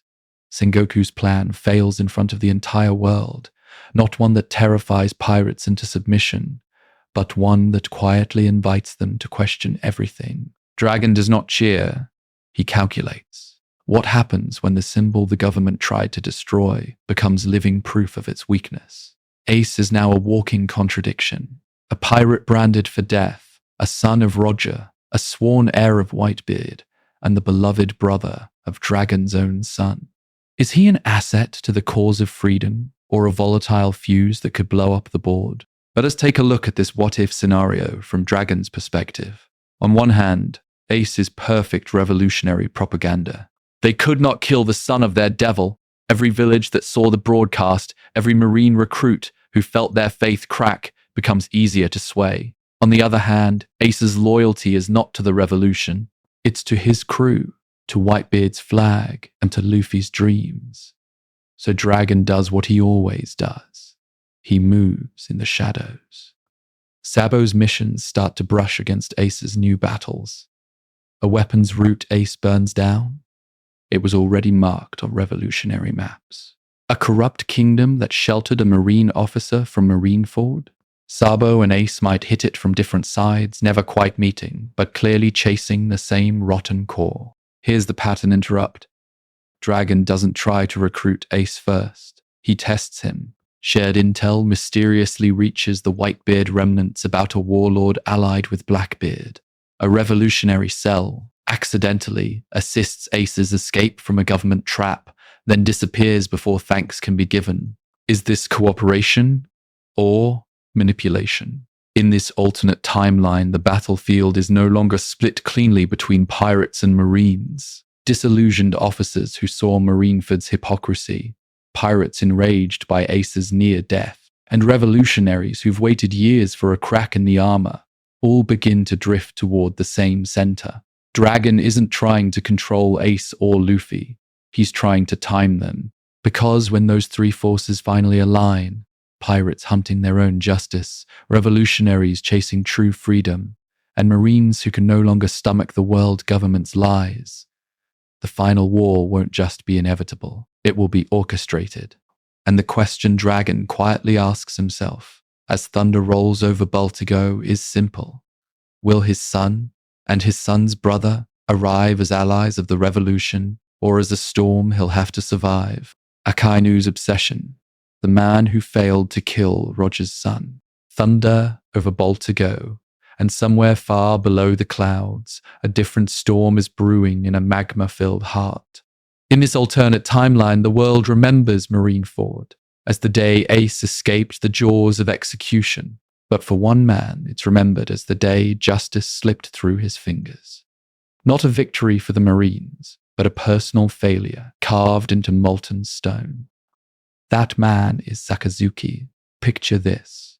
The plaza still cracked, the air still thick with smoke, and Akanu standing amid the rubble, his fist cooling, his target gone. He doesn't see a rescued pirate. He sees the living proof that Gol D, Roger's sin, is still walking under the same sky. For a man who believes in absolute justice, what hurts him is not the blood he spilled, but the blood he didn't. Canon Sakazuki was already ruthless, but here, the spectacle is different. The world government promised to erase Roger's bloodline on live broadcast. Instead, the symbol of that bloodline is dragged away, defiant, protected by pirates, and a rubber-brained kid who dared to scream against the entire world. What happens when a man like Akainu is humiliated in front of the very evil he swore to annihilate? It doesn't turn into doubt. It calcifies into obsession. He replays that moment Ace slipped from his reach, not as guilt, but as a festering rage that the era of pirates is laughing at him. The son of the Pirate King is still breathing, still free, still inspiring others to chase dreams that spit on marine order. So when Sakazuki eventually seizes Fleet Admiral from Sengoku, his justice doesn't just harden, it weaponizes that failure. Bounties tied to Ace's crew and allies spike overnight. Former Whitebeard territories, which in canon were chaotic but contested, now become testing grounds for his doctrine. Islands that once enjoyed a fragile balance are hammered by marine task forces, not to protect civilians, but to smoke out any whisper of the Fire Fist.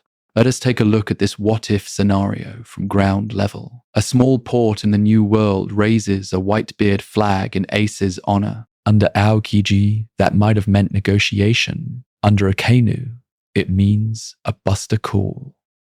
Entire harbors vanish in boiling seas because someone dared to say Ace's name with pride. Is that justice or vengeance wearing a uniform? And then there's Luffy. His role in Ace's survival becomes a permanent stain in Sakazuki's eyes. Surveillance on the straw hats tightens. Cipher pole files on the crew's movements grow thicker. Every alliance Luffy forms, Law, the samurai of Wano, even whispers of dragon, is cross-referenced with one burning question. Does this lead us back to Ace? Direct confrontations become inevitable. Sometimes it's an admiral deployed for balance, but really sent to flush Ace out of hiding. Sometimes it's a carefully timed assault on a revolutionary cell rumored to be sheltering him. Every time Ace slips away, Akainu's rage deepens, and marine policy grows more suffocating. In this alternate timeline, Ace and Akainu stop being just warrior and executioner. They become opposing creeds. One man tries to erase a bloodline to preserve a world government built on fear. The other, finally choosing to live beyond that bloodline's shame, turns his fire toward protecting the freedom of those caught between pirates and marines. And when their paths cross again, it won't just be a remajup, it will be a referendum on what justice in this world is allowed to become. Garp between three heirs, grandfather, hero, and traitor? What happens when the man called a hero of the Marines watches the symbol of the pirate era walk away from the execution platform? Alive? The crowd is still roaring, the scaffold still scorched. But for Garp, time has already split in two. Not the world's victory over evil, but a grandfather staring at the proof that this world's justice just flinched.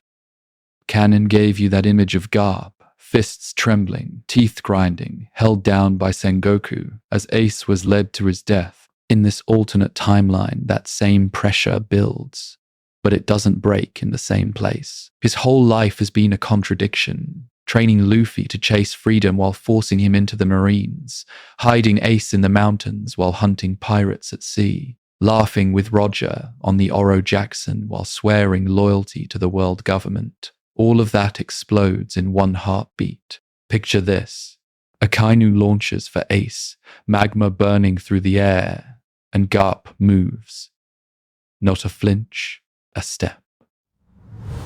A full-speed, no-going-back punch that slams into Akainu's jaw and sends the battlefield into stunned silence. The hero of the Marines just assaulted an admiral to save the son of the pirate king. Can the system survive that image? The fallout is brutal and quiet. No public trial, no noble speech, just a closed-door meeting, a demotion stamped across his record, and a forced retirement that looks suspiciously like house arrest in East Blue. He keeps his rank in name, loses his freedom in practice. Kobe and Helmepo visit, but now the conversations are different. Not become strong Marines, but become strong enough to choose what justice you serve. Under that worn dog mask of a smile, he starts asking them dangerous questions. Why did a war to erase one bloodline nearly destroy the Marines' credibility? Why did the world government fear a single name more than the countless lives on that battlefield? Let us take a look at this what-if scenario, where Garp turns his strength inward, training the next generation to think beyond blind orders. Kobe's sense of justice sharpens, not into Akainu's extremism, but into something questioning, flexible, frightening to the old guard. But what if Garp doesn't move, and Ace still survives? Maybe Luffy's crew, Whitebeard's last quake, or sheer chaos creates an opening. and Ace escapes anyway. Garp remains on the platform, knees buckling, nails digging into his palms as relief crashes over him like a wave he didn't earn. Ace lives, and yet Garp's fists feel heavier than if they'd been drenched in blood. In this version, his punishment is internal. He returns to Marineford's ruins, walks past shattered walls and scorched stone, and asks himself a question he's avoided since God Valley. If his justice can't protect his own grandsons, what is it really protecting? He still mentors Kobe and Helmeppo, but every training session is haunted. Every thrown punch carries a silent apology to Ace and Luffy. In both branches of this alternate timeline, Garp becomes a bridge no one can safely cross. He has seen Roger laugh on the execution stand, watched Whitebeard die declaring the era's greatest secret, and now witnesses Ace refuse to be erased. Old Marine era, Pirate era, New era.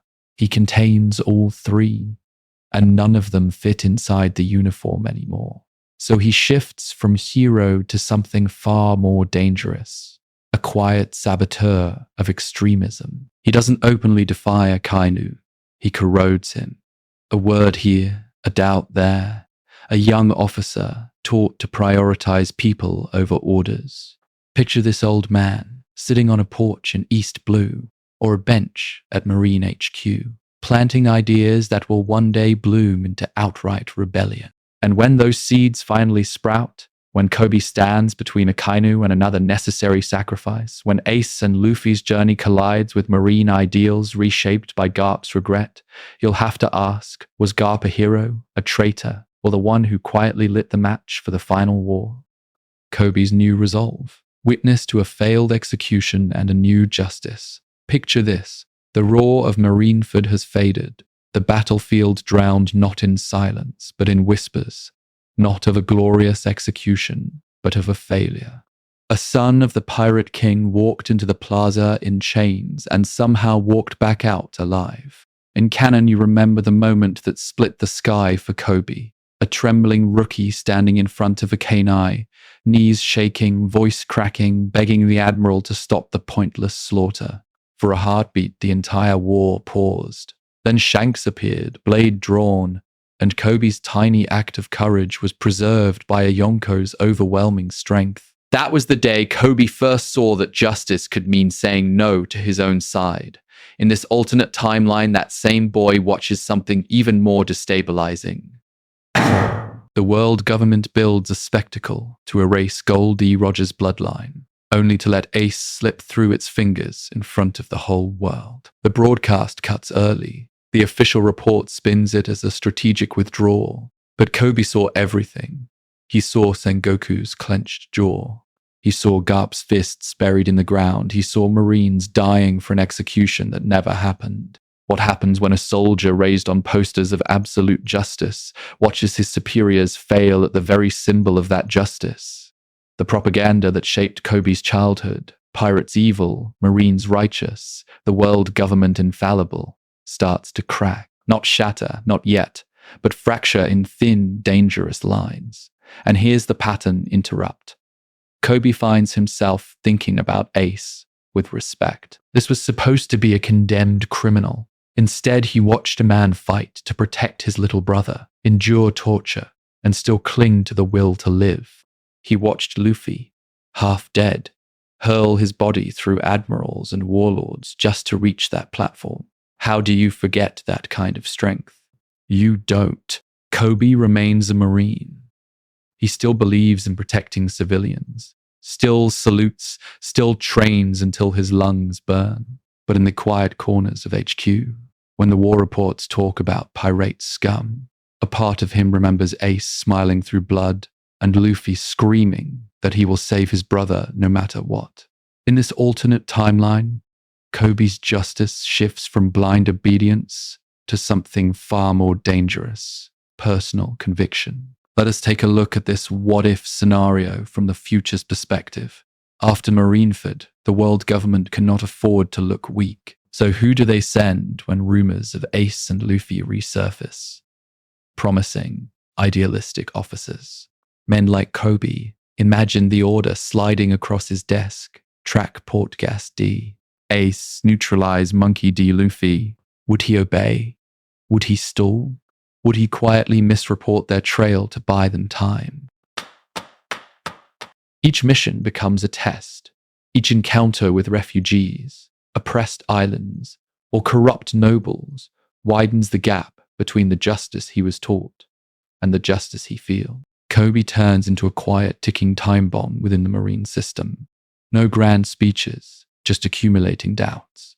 In this alternate timeline, his choice in the final war could tilt the entire balance. Will he stand in front of Luffy again, this time as an enemy, or beside him as an ally against the world government he once swore to serve? The next time Kobe steps between an admiral and a so-called necessary sacrifice, whose side will his justice protect? Big Mom and Kaido. Yonko politics in a world with 2D. Brothers Kobe's quiet question about justice hangs over the battlefield like smoke.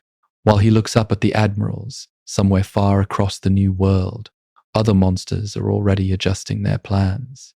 Picture this: Toto land at dusk, the candy-colored horizon darkening, and on Onigashima, storm clouds circling a dragon-shaped shadow. These are not just emperors of the sea, but managers of a fragile balance of terror. The Yonko rule through territory, through fear, and through secrets, carved into red stone. Their goal is simple and ruthless: not freedom, but control. Control of islands, control of road poneglyphs, and control of a stalemate so terrifying that even the world government hesitates to move first. In this alternate timeline, Marineford does not end with the erasure of Gol D Rogers' bloodline. Ace lives, Whitebeard falls, and that single change sends a ripple straight into Big Mom's tea parties and Kaido's drunken war councils. What happens when the vacant Whitebeard territories are no longer truly vacant because a fiery air refuses to abandon them? Kaido, in canon, saw those seas as ripe for expansion, stepping stones toward his grand war against the world. Here, every former Whitebeard island Ace defends becomes a thorn in his side, not a broken remnant, but a rallying point. Ace's strength, his Logia power, and his inherited authority as Whitebeard's 2nd Division commander turn those waters into contested ground. Raids that should have been easy now meet a D brother on the front lines. And suddenly Kaido's timetable to plunge the world into endless battle is under pressure. On the other side, Big Mom watches with that eerie, calculating smile. She still wants all the road poneglyphs, still dreams of a family empire that sits above both pirates and marines. But now there is another D in play, and not just any D. Roger's son, publicly spared from execution. Can you imagine how many schemes that sparks? A marriage proposal to bind Ace into the Charlotte family, a diplomatic tea party where his soul becomes a bargaining chip, or even an offer to shelter Whitebeard's scattered crew in exchange for a copy of that precious stone. Let us take a look at this what-if scenario from her perspective. Ace is both candy and canon. As a symbol, he can be traded, threatened, or paraded to mock the world government's failure. As a fighter, he can either become a dangerous rival to her own children, or a powerful son-in-law tied to her banner. For Kaido, there is no such nuance. Ace is a nuisance soaked in Odin's legacy and Whitebeard's shadow. This is the man who once challenged him and lost. If he matures under Marco's guidance, if he forges alliances with Luffy, Law, or even remnants of the old Whitebeard fleet, what happens to Kaido's dream of an uncontested war? Does he sit back and wait? Or does he mark Ace for extermination before the fire truly spreads? Ace stops being just Luffy's brother here. He becomes a new variable every Yonko strategist has to write into their maps. His survival accelerates everything.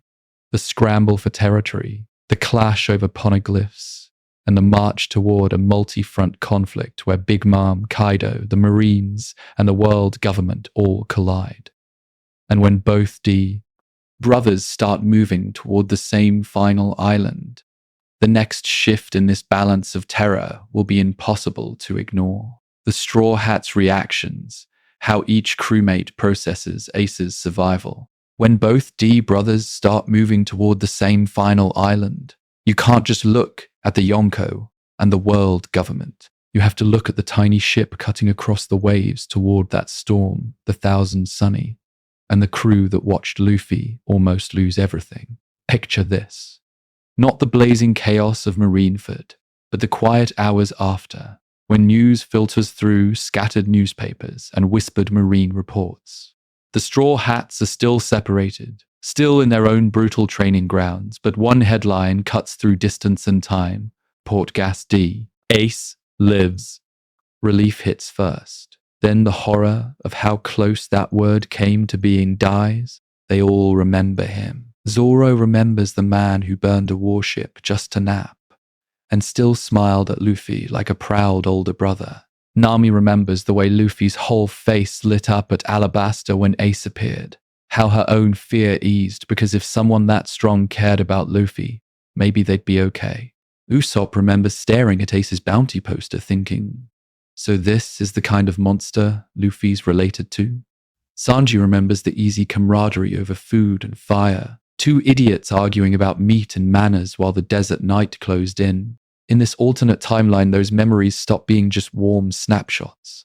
They become proof that when Luffy ran into Marineford, he wasn't chasing glory or adventure, but family.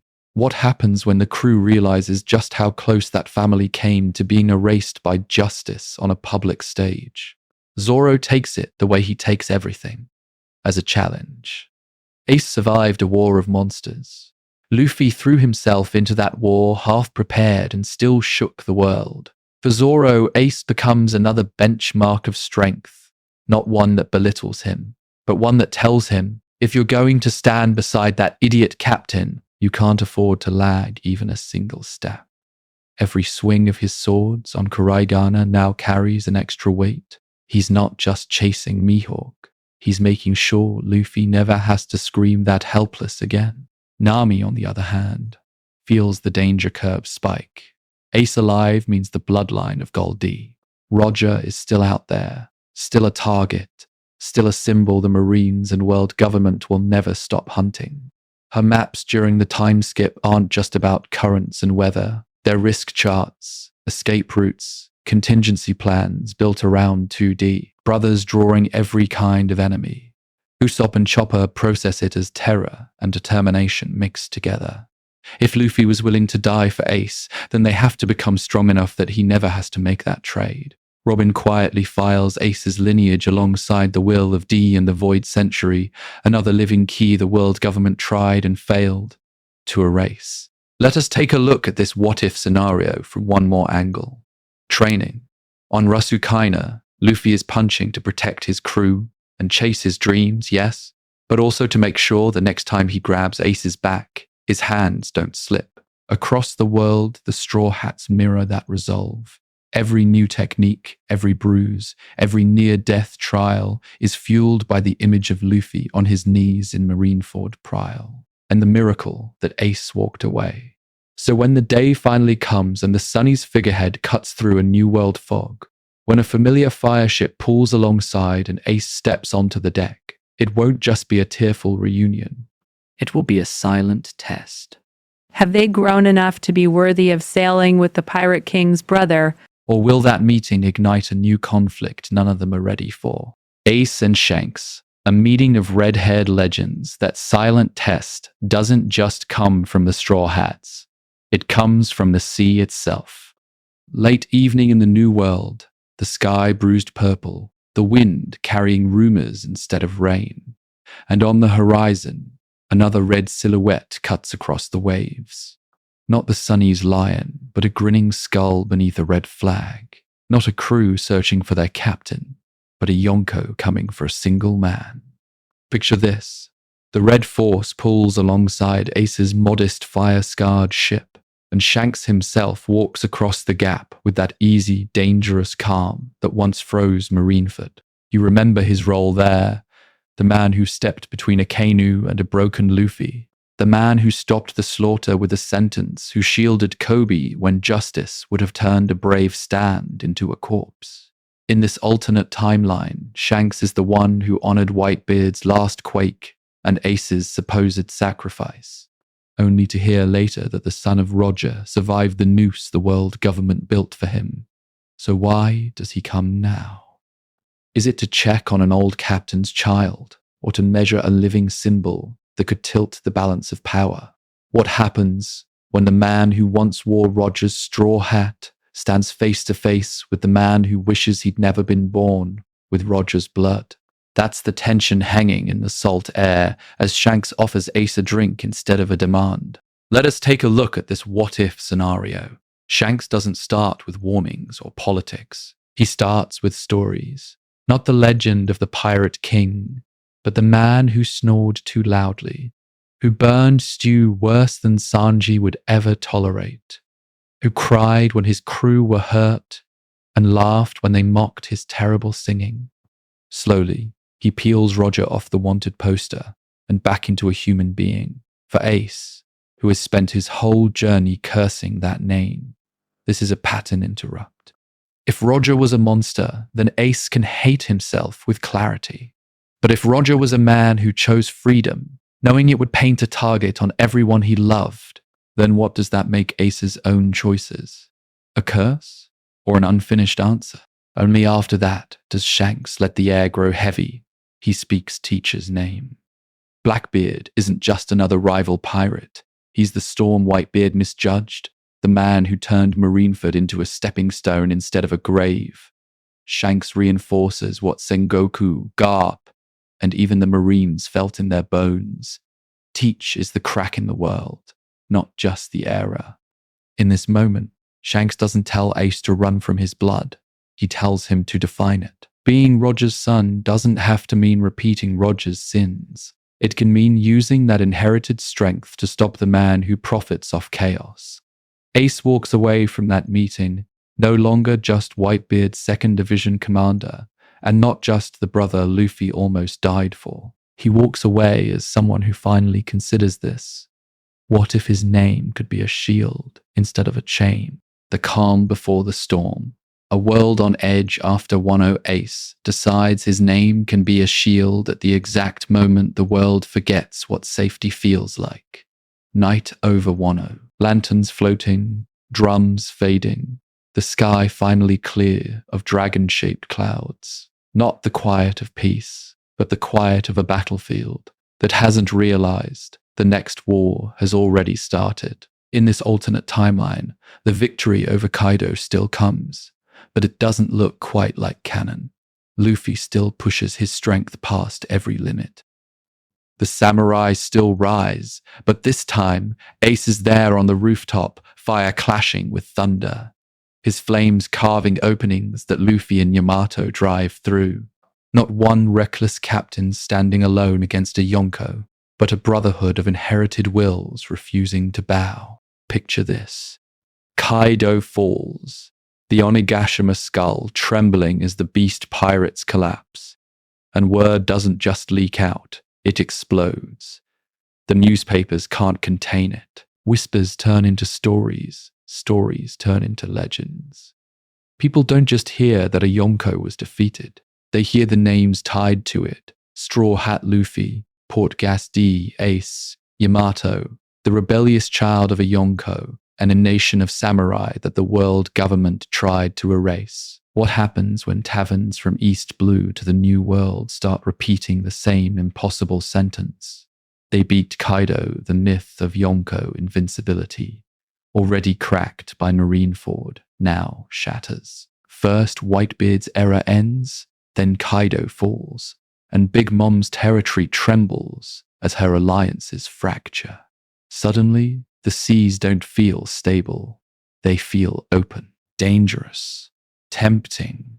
Let us take a look at this what-if scenario from the other side of the table. In Mary Geoise, the high walls don't feel high enough anymore. The Reverie fallout still burns. Kingdoms withdrawing support. The Sabo incident sending shockwaves through the press. Whispers that the Revolutionary Army struck at the Holy Land itself. The world government isn't just losing ships or soldiers, it's losing the story. Pirates, samurai, and even former warlords are rewriting what justice and freedom look like without permission. For the Marines, this is a nightmare with familiar faces. Garp sees both his grandsons at the center of the storm. Sakazuki watches reports of Ace alive, not as a prisoner, but as a symbol of resistance who helped topple another Yonko. Every dispatch from the New World reads less like a report and more like a warning. Control is slipping. And circling all of this, like a vulture over a battlefield, is Blackbeard. He smells opportunity the way others smell blood. Weakened territories once ruled by Whitebeard, Kaido's shattered holdings, Big Mom's shaken islands, Teach moves on them with ruthless precision. He hunts powerful devil fruits, tests his darkness against whatever remains of the old guard, and quietly weighs his next target. Will it be a direct strike on the Marines' last strongholds, or a mad dash toward the final island, racing Luffy and Ace for the truth of the world? This is the calm before the storm, but it isn't calm. Every major player now knows the others are moving. Luffy knows Blackbeard is out there. Ace knows the world government won't tolerate a Roger-blooded shield. The revolutionaries know their window is opening, and because Ace survived Marineford, none of them can pretend the others are just background threats anymore. The final saga isn't approaching. It has already begun to breathe. Toward the final island, Lahtail with 2D brothers. The sea is no longer a quiet background noise. It's a drumbeat. It's a countdown. And somewhere beyond that horizon, an island that was once a rumor is starting to feel dangerously real. Picture this: 4 Crimson Road poneglyphs scattered across the world, each one a locked coordinate, each one a test of resolve. In canon, Luffy claws his way toward them with a patchwork of desperate alliances. In this alternate timeline, his crew and his network are even stronger. Wano's Samurai, Zoe's Guardians, Fishman Island's Promise, Alabaster's Royal Trust. These aren't just friendships anymore. They're a lattice of protection around a future pirate king. When you stack that against the crumbling authority of the world government and the increasingly desperate justice of the Marines, who else looks more destined to reach Lahtail? Under normal circumstances, the road poneglyphs are a puzzle. Here, they're almost a prophecy. Zhao gives Luffy the first clear direction. Wano, freed with Ace's covert support against Kaido, reveals another stone. Fishman Island remembers Joy Boy, while Alabaster holds the scars of an ancient war. Every island that once needed saving now becomes a stepping stone, pushing the Straw Hats toward the end of the journey, not in isolation, but with whole nations quietly betting on that Straw Hat and the fire-fisted brother behind him. But what happens when Ace is no longer a ghost in that story, but a living contender? Does he chase the One Piece himself, racing his little brother to their father's final stage? Or does he do what he's always done? Stand between Luffy and the bullets? In this alternate timeline, Ace has seen too much to pretend it's just a game of treasure. He knows Luffy's dreams. He's watched that foolish grin bend the world, and he's heard Whitebeard's declaration that the One Piece is real. Competing with Luffy would feel like betraying both of those men at once. So Ace chooses his role, not rival, but shield, not successor to Roger, but guardian of Roger's spiritual heir. You can almost see it. While Luffy's alliance hunts the final road poneglyph, Ace stalks the shadows of the New World, intercepting Blackbeard, harrying Marine admirals, forcing the world government to look at him instead of the quiet movements of a robberman and his scattered stones. Let us take a look at this what-if scenario from the outside. 2D, brothers. One, the blood of Gol D, Roger. The other, the inheritor of his will. Both closing in on the island that started it all. To the common sailor, it's myth incarnate. To the elders in Mariejwa, it's a nightmare. The name they tried to erase and the smile they failed to break, converging on the last secret they still control. How do you enforce justice when the very concept of D refuses to die? And then Laugh Tale itself, a quiet shore, ancient ruins, an echo of laughter that never really left. Ace steps onto the island his father once claimed, finally able to confront the truth without an execution platform hanging over his head. Luffy walks beside him, ready to hear the full story of the D, the Void Century, and why the world government fears that initial more than any pirate flag. Do they laugh at the same final joke Roger did? Do they cry, realizing how small even their strength is against 800 years of lies? Maybe both.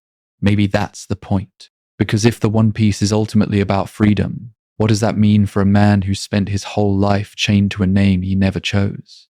When Ace finally understands Roger's will in full, does he keep running from that blood, or accept that his freedom might require claiming it? And if he does, what new storm does that acceptance call down on the world? The answer to that might decide who actually lights the fuse on the final war. The final war blueprint. Allies, enemies, and Ace's role. The answer to that might decide who actually lights the fuse on the final war. Picture this, not a single spark, but a web of fuses, all snaking toward the same explosion. Different seas, different flags, one collision course with the world government. Let us take a look at this what-if scenario from high above the New World. You have the Straw Hat Grand Fleet, no longer just a ragtag celebration army, but a coordinated force shaped by Luffy's journey after Marineford. You have the Whitebeard remnants, now flying a new banner under Ace and Marco, holding together shattered territories that once relied on Whitebeard's quiet promise of protection. You have the Revolutionary Army, with Dragon watching his sons, by blood and by bond, reshape the meaning of justice in real time. And in the cracks between these giants, you have disillusioned Marines like Kobe and Smoker, and opportunists like Law and Kid, sniffing out advantage in the coming storm. In this alternate timeline, Ace does not drift on the margins of that storm. He sits at the center of one coalition, not the Pirate King candidate, but the shield in front of him. Ace becomes the commander of former Whitebeard territories, the man islanders remember, as the son who came back when the old man fell. His survival at Marineford turns into a living legend, the condemned heir of Gol D Roger, who broke his chains in front of the whole world. How many pirates, mercenaries, and even ex-Marines look at that and think, if he can defy that fate, what can I defy? What happens when the world government realizes the symbol they tried to erase is now recruiting? Their priorities shift. Before, they could focus on one terrifying narrative, the rise of a future pirate king in Luffy. Now they face a dual nightmare. Luffy is the storm of freedom rushing toward Laugh Tale, while Ace is the constant reminder that their greatest show of power, Marineford's execution platform, failed. Every time Ace appears on a battlefield, the authority of the Marines cracks a little more, so the blueprint of the final war changes. The battlefronts multiply. Marijois itself comes under siege, with revolutionary forces and allied fleets hammering at the Holy Land's gates. The Red Line is no longer an untouchable wall, but a target. Fishman Island's fate and ancient promises push the idea of literally breaking the world's spine. Amid this, Ace leads a vanguard against the admirals, his flames clashing with magma and light, buying the seconds Luffy needs to drive straight for the celestial dragon's throne and the shadowed figure behind it. Here's your pattern interrupt. For all this grand strategy, it still comes down to duels written in blood. Ace versus Blackbeard, the unfinished wound of Marineford, reopened on a battlefield of their choosing. Luffy versus Im, or perhaps Akainu, the embodiment of two clashing visions of justice and freedom. And hanging over it all one question, when the smoke clears, whose era will this adventure truly belong to? The son who embraced his name, or the brother who reached the final island? Ace versus Blackbeard, the rematch that rewrites destiny. Picture this. The sky above the final war is split by fire and darkness. Not metaphorical darkness, but the same crushing void that once swallowed Ace's flames on Bonaro Island and dragged the entire era toward Marineford. Back then, Ace was younger, reckless. He hunted Blackbeard as a traitor to the Whitebeard crew, not as the pivot of history. On Bonaro Island, he charged in with blazing confidence, certain that his Logia invincibility and his pride as Whitebeard's son were enough. But Teacher's darkness wasn't just another devil fruit. It dragged Ace's flames into nothing, forced his tangible body into Blackbeard's grip, and turned a simple hunt into a catastrophe. That defeat led directly to his capture, his scheduled execution, and the war that should have ended his story. In this alternate timeline, that chain snapped at Marineford. Ace survived. And because he survived, this rematch isn't a hot-headed clash of ideals. It is a reckoning, years in the making. Now, on the battlefield of the final war, Ace walks toward Blackbeard with the same fire tattoo, the same smile, but a different weight in his eyes. Not one that burns for freedom without thinking, but one that remembers exactly what it felt like to have his flames smothered, his body broken, and his brother screaming his name. He has studied Teacher's darkness. He has watched how Blackbeard weaponized chaos, stole Whitebeard's power, and played the world government and the Marines against each other. What happens when a man who once died for his mistake now lives long enough to correct it? Ace isn't just fighting for revenge. He is fighting to close the loop on the single misstep that nearly killed him and plunged the seas into a new age of fear. Their clash becomes symbolic. Fire against darkness. In the past, darkness devoured fire. Here, Ace shapes his flames like armor, like chains, like a prison that refuses to be swallowed. He times his blows around Teacher's nullification, using Haki-hardened strikes, where once he would have relied only on intangibility. Each hit isn't just damage. It is a rejection of the destiny Blackbeard tried to write over Whitebeard's grave. Does Ace kill him outright, burning through that grotesque body until even darkness can't reform? Maybe, but not without cost.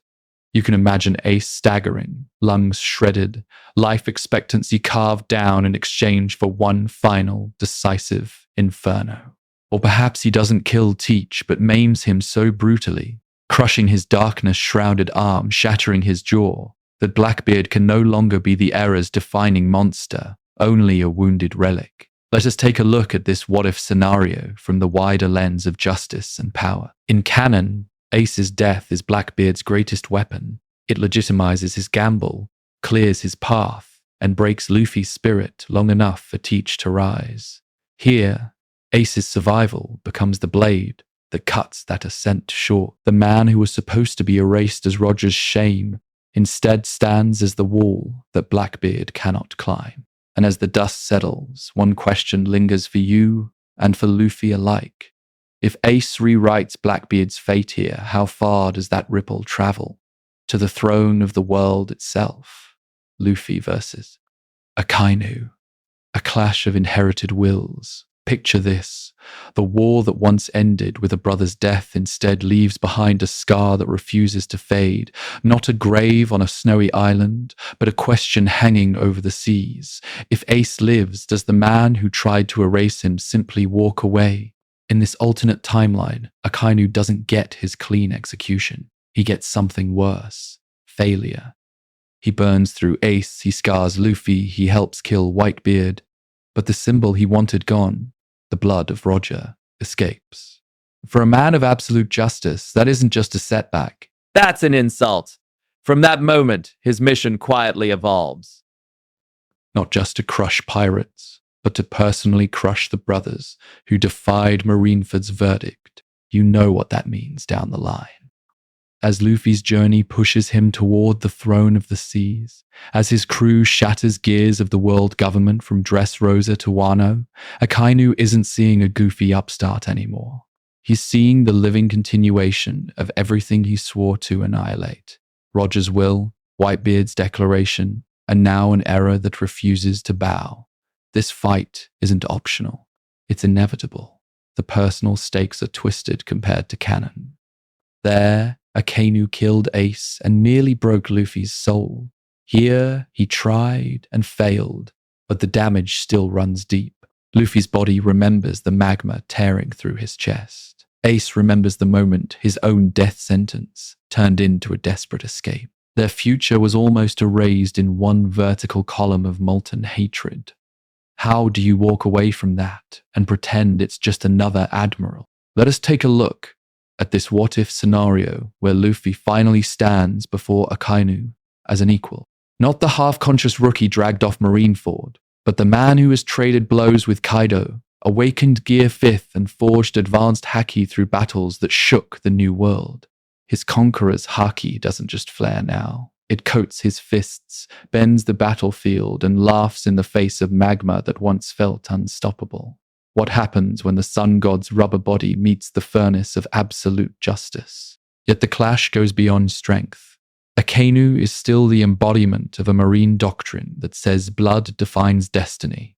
Roger's son must die. Pirates must be purged. Freedom is a threat. Luffy stands as the contradiction. The pirate king who doesn't care that Ace is the pirate king's son, only that he's his brother. The man who tells the world you are more than your lineage, more than the crimes your name inherited, and Ace watches. Not throwing himself in front of a killing blow this time, but seeing the little brother he once tried to shield, now shielding an entire era's dreams.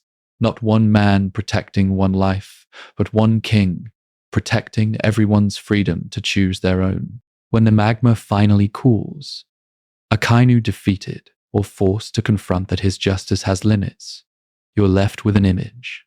Luffy standing over him, not as a vengeful child chasing Marineford's ghost, but as the pirate king who chose a different path than Roger. The question is, as the world government trembles at that sight, who dares move against him next? The fate of the Marines, reform, collapse, or revolution from within? Picture this. The battlefield is silent. The pirate king stands. And the man Marineford once tried to execute is alive at his side. Not a symbol of shame anymore, but the living contradiction of marine justice. In this alternate timeline, that image doesn't just break the world government's narrative, it shatters the Marine's identity from the inside. Let us take a look at this what-if scenario by tracing their humiliations. First, the failed public execution of Ace. The entire operation was designed to erase Gol D Roger's bloodline, and instead, the world watched the condemned man escape and grow stronger. Second, Marineford's moral high ground collapses. Between Akainu's slaughter of fleeing pirates, Garp's visible hesitation, and Sengoku's inability to control the chaos, the battle looks less like justice and more like a desperate spectacle. Third, repeated defeats against alliances led by Luffy and Ace at Dressrosa, at Wano, in smaller skirmishes across the New World, turn the once feared Marines into a force that can be outmaneuvered, outclassed, and morally outshine. What happens when an institution built on absolute authority starts losing both battles and belief? Inside Marine ranks, the fractures deepen. Akainu's hardliners double down, calling for harsher crackdowns, tighter ties to the celestial dragons, and zero tolerance for dissent. Opposing them, you have moderates like Fujitora and Smoker, who openly questioned whether justice tied to the world government can ever be true justice. Then there's Kobe, the boy who once idolized the uniform. Now hears Luffy and Ace speak of freedom, and he begins asking dangerous questions. Can you really call it protection if innocent islands burn for political theater? In this alternate timeline, those questions don't stay in whispered corridors. Younger officers, inspired by Kobe's courage and Fujitora's quiet rebellion, begin refusing certain orders. Some falsify reports to protect civilians. Others leak evidence of Tenryu Obito abuses. It's a slow erosion of obedience, but a rapid growth of conscience. From here, the structure of the Marines can branch in three radical directions. One path, reform. Under a new fleet admiral, perhaps Aokiji returned, or Fujitora elevated, the Marines sever official ties with the celestial dragons, declaring themselves a neutral peacekeeping force. Imagine Marine ships that answer to a charter of protection, not a council of gods. Another path, collapse. Years of humiliation and internal sabotage finally break the chain of command, and regional forces, like the Revolutionary Army or New Island coalitions, step in as local guardians. And the third path? Civil war. Picture vice admirals on opposite sides of the same sea, Akainu's loyalists clashing with defecting admirals during the final conflict against the world government, while Luffy's crew sails through the chaos chasing their own dreams. Where does Ace stand in all this? For the man who felt magma burning through his chest, Marines are not an abstract idea. They are the institution that tried to erase his existence. At first, he can only see enemies, but traveling beside Luffy, watching Kobe defy orders to save civilians, seeing Smoker choose integrity over rank, he's forced to admit a painful truth. The uniform isn't the sin, the obedience is. Luffy's broader vision of freedom quietly includes room for a just version of the Marines. Not one that hunts every pirate, but one that protects every person. He doesn't need the institution to vanish. He needs it to stop serving the world government's fear. In the end, Ace's survival becomes a test the Marines cannot ignore. Either they evolve into something worthy of calling themselves justice, or they die as the fossilized guard dogs of a collapsing regime. And as the final storm gathers, the question hanging over the seas is simple. When the last order is given, which Marines will obey, and which will finally walk away? Ace's ending, captain, brother, or martyr of a different kind. Picture this. The final war is over. The seas are quiet, but they're not peaceful. Not yet. The banners of the world government hang tattered over broken marine fortresses, and the question that began at Marineford now returns in a different form. What did Ace's survival really mean? In this alternate timeline, one path is simple, almost poetic. Ace lives through the last battle, not as a fugitive running from justice, but as a pillar that redefines it. He becomes the protector of the scattered Whitebeard territories, the man who sails from island to island, making sure no new Blackbeard, no new celestial tyrant ever fills the vacuum. His flame ship is whispered about the way people once spoke of Whitebeard's quake. But the symbol has changed, not fear, but guarded freedom. Luffy becomes Pirate King. Ace becomes the guardian of that era. You can imagine it clearly. Former Marine officers who walked away from corrupt orders now coordinate with him in the shadows. Ace negotiates truces, breaks slave auctions, burns down secret world government labs when the new regime hesitates. His strength is legendary, but his real impact is quieter. A child in some ex-Whitebeard village grows up, never knowing hunger, because Ace kept that flag flying. Marineford, in this version, becomes the narrow escape that allowed him to grow into the captain he was always meant to be, not Whitebeard's shadow, but his successor in spirit. But what happens when Ace's story ends the way his life began, chased by a name and a destiny he never asked for? Let us take a look at this what-if scenario. Another path has him die in the final war, yet this time on his own terms. Maybe it's a rematch against Blackbeard, far from any cameras, where Ace finally stops the man who weaponized Whitebeard's death. Maybe it's one last moment where he steps between Luffy and an attack meant to erase the Pirate King and his dream in one blow. The difference is crucial. Marineford was a public execution meant to crush an era. This death is a deliberate choice that protects the new world Luffy created. In that version, Ace's survival at Marineford feels like a stay of execution granted by fate, a delay that let him dismantle Blackbeard's rise, inspire defecting Marines, and help topple the world government before paying the price he once thought was inevitable. He still becomes a martyr, but of a different kind. The man who turned a doomed bloodline into a shield for others. Then there's the quietest ending, and maybe the most radical. The war ends, the world government falls or reforms, and Ace simply walks away. No grand farewell, no final stand. He retires from piracy entirely. Somewhere on a nameless island, a freckled man runs a small bar, or repairs boats, or teaches kids how to fish. The crew of legends passes through from time to time. Luffy, Sabo, maybe a few reformed Marines, and they laugh, argue, and leave again. Out in the wider seas, stories about Fire Fist Ace grow taller with every retelling. Some say he became a warlord of the New Age. Others insist he vanished into the Holy Land to negotiate with whatever replaced the celestial dragons. Only a handful know the truth, that the son of Roger finally chose to live as no one important at all.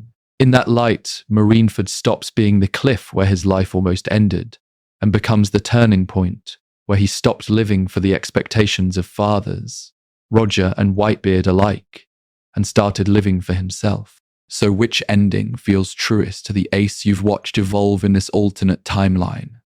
The tireless guardian, the chosen martyr, or the man who finally lets himself rest? Each one reframes that execution platform, that desperate rescue, that moment when the chains broke.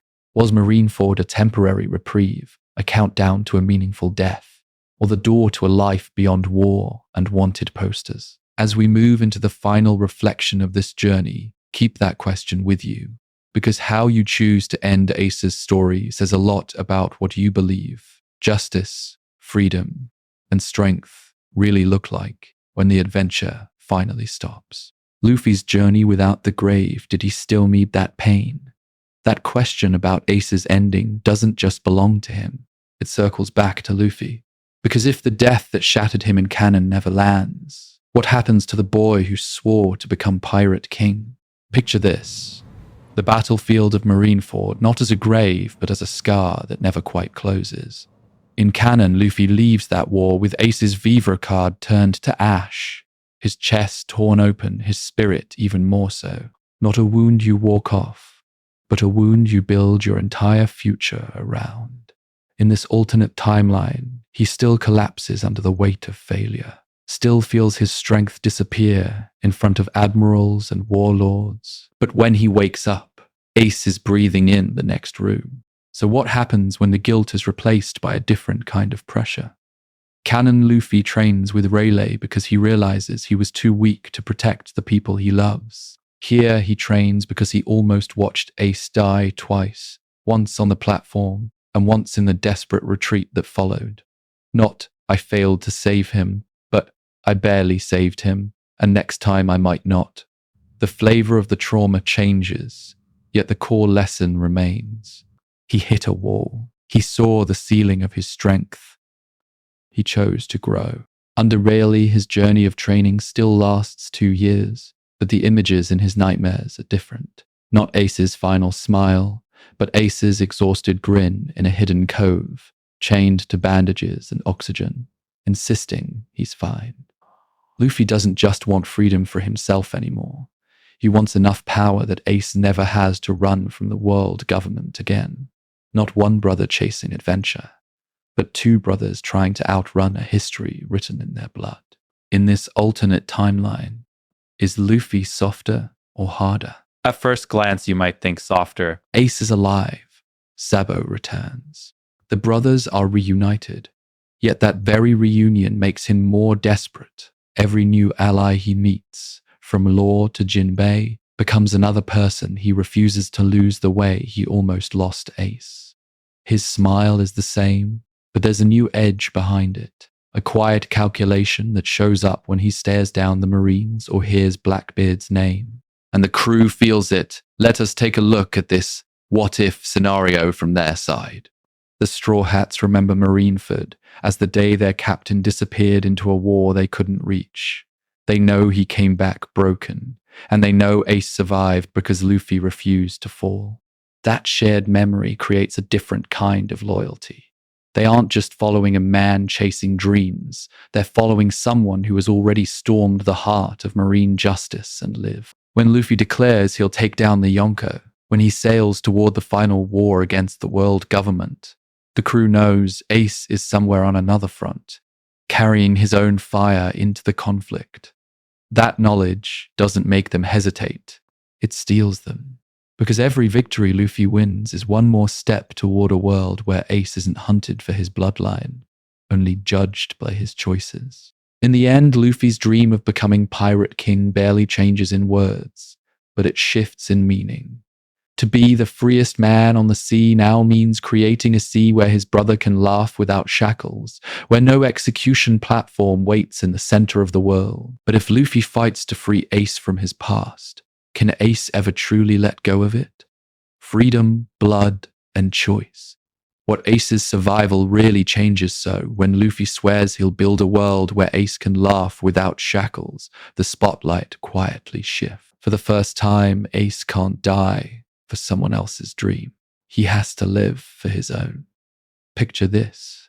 The man who charged into Marineford, ready to prove his existence had value by sacrificing it, now wakes up and realizes the bill for that belief is still unpaid. Canon Ace solved his conflict with a single tragic choice. He died believing that being Gol D, Roger's son, was a sin, and that his death could balance the scales. In this alternate timeline, that escape route is gone. No glorious last stand, no final smile in Luffy's arms, no neat emotional closure. What happens when the man who thought his life was the problem is forced to keep living and see that he was never the mistake? Under the shadow of Marineford's ruined platforms, Ace's real enemy isn't Akainu anymore. It's the voice in his head that still whispers, "You shouldn't have been born." The world government wanted his execution to erase Roger's bloodline and terrify an entire era. Now they're stuck with a living contradiction, the demon's son who refused to die on schedule. Not a symbol of their justice, but a scar on their authority. Let us take a look at this what-if scenario from inside Ace's chest. Every time someone calls him Roger's boy, he has a choice. Flinch, fight, or redefine it. His journey stops being about proving that Whitebeard's flag gave him worth and starts being about answering a harder question. What does Port Gas DA stand for when he isn't hiding behind another man's name? Freedom, for him, becomes terrifyingly active. It's not throwing yourself in front of a magma fist. It's waking up tomorrow, deciding again and again that you're more than your blood. And that's where the Will of D theme quietly sharpens. In this alternate timeline, the Ds aren't just mysterious stormbringers or destined enemies of the gods. They're people born with a name that the world government fears, yet still free to decide what that fear means. Luffy chooses laughter. Law chooses calculated rebellion. Dragon chooses revolution. Ace finally chooses to live with the weight instead of trying to die under it. This doesn't just give Ace more screen time, it gives him a different kind of strength. Not the strength to punch harder, but the strength to stay. To stand at Whitebeard's grave, to face Blackbeard again, to walk beside Sabo and Luffy as an equal, knowing every step is a refusal to let his past define his ending. Freedom here isn't about erasing Gol D, Roger. It's about building a future so loud that even Roger's ghost is just background noise. And when you zoom out, you see what Oda built in the original timeline even more clearly. One death at one war shapes an entire era. Change that single moment, and 100 new stories branch out. Different alliances, different scars, different answers to what justice and freedom really mean. As we move into the final wrap-up, keep that in mind. By saving one brother on one platform, we're not undoing Oda's story.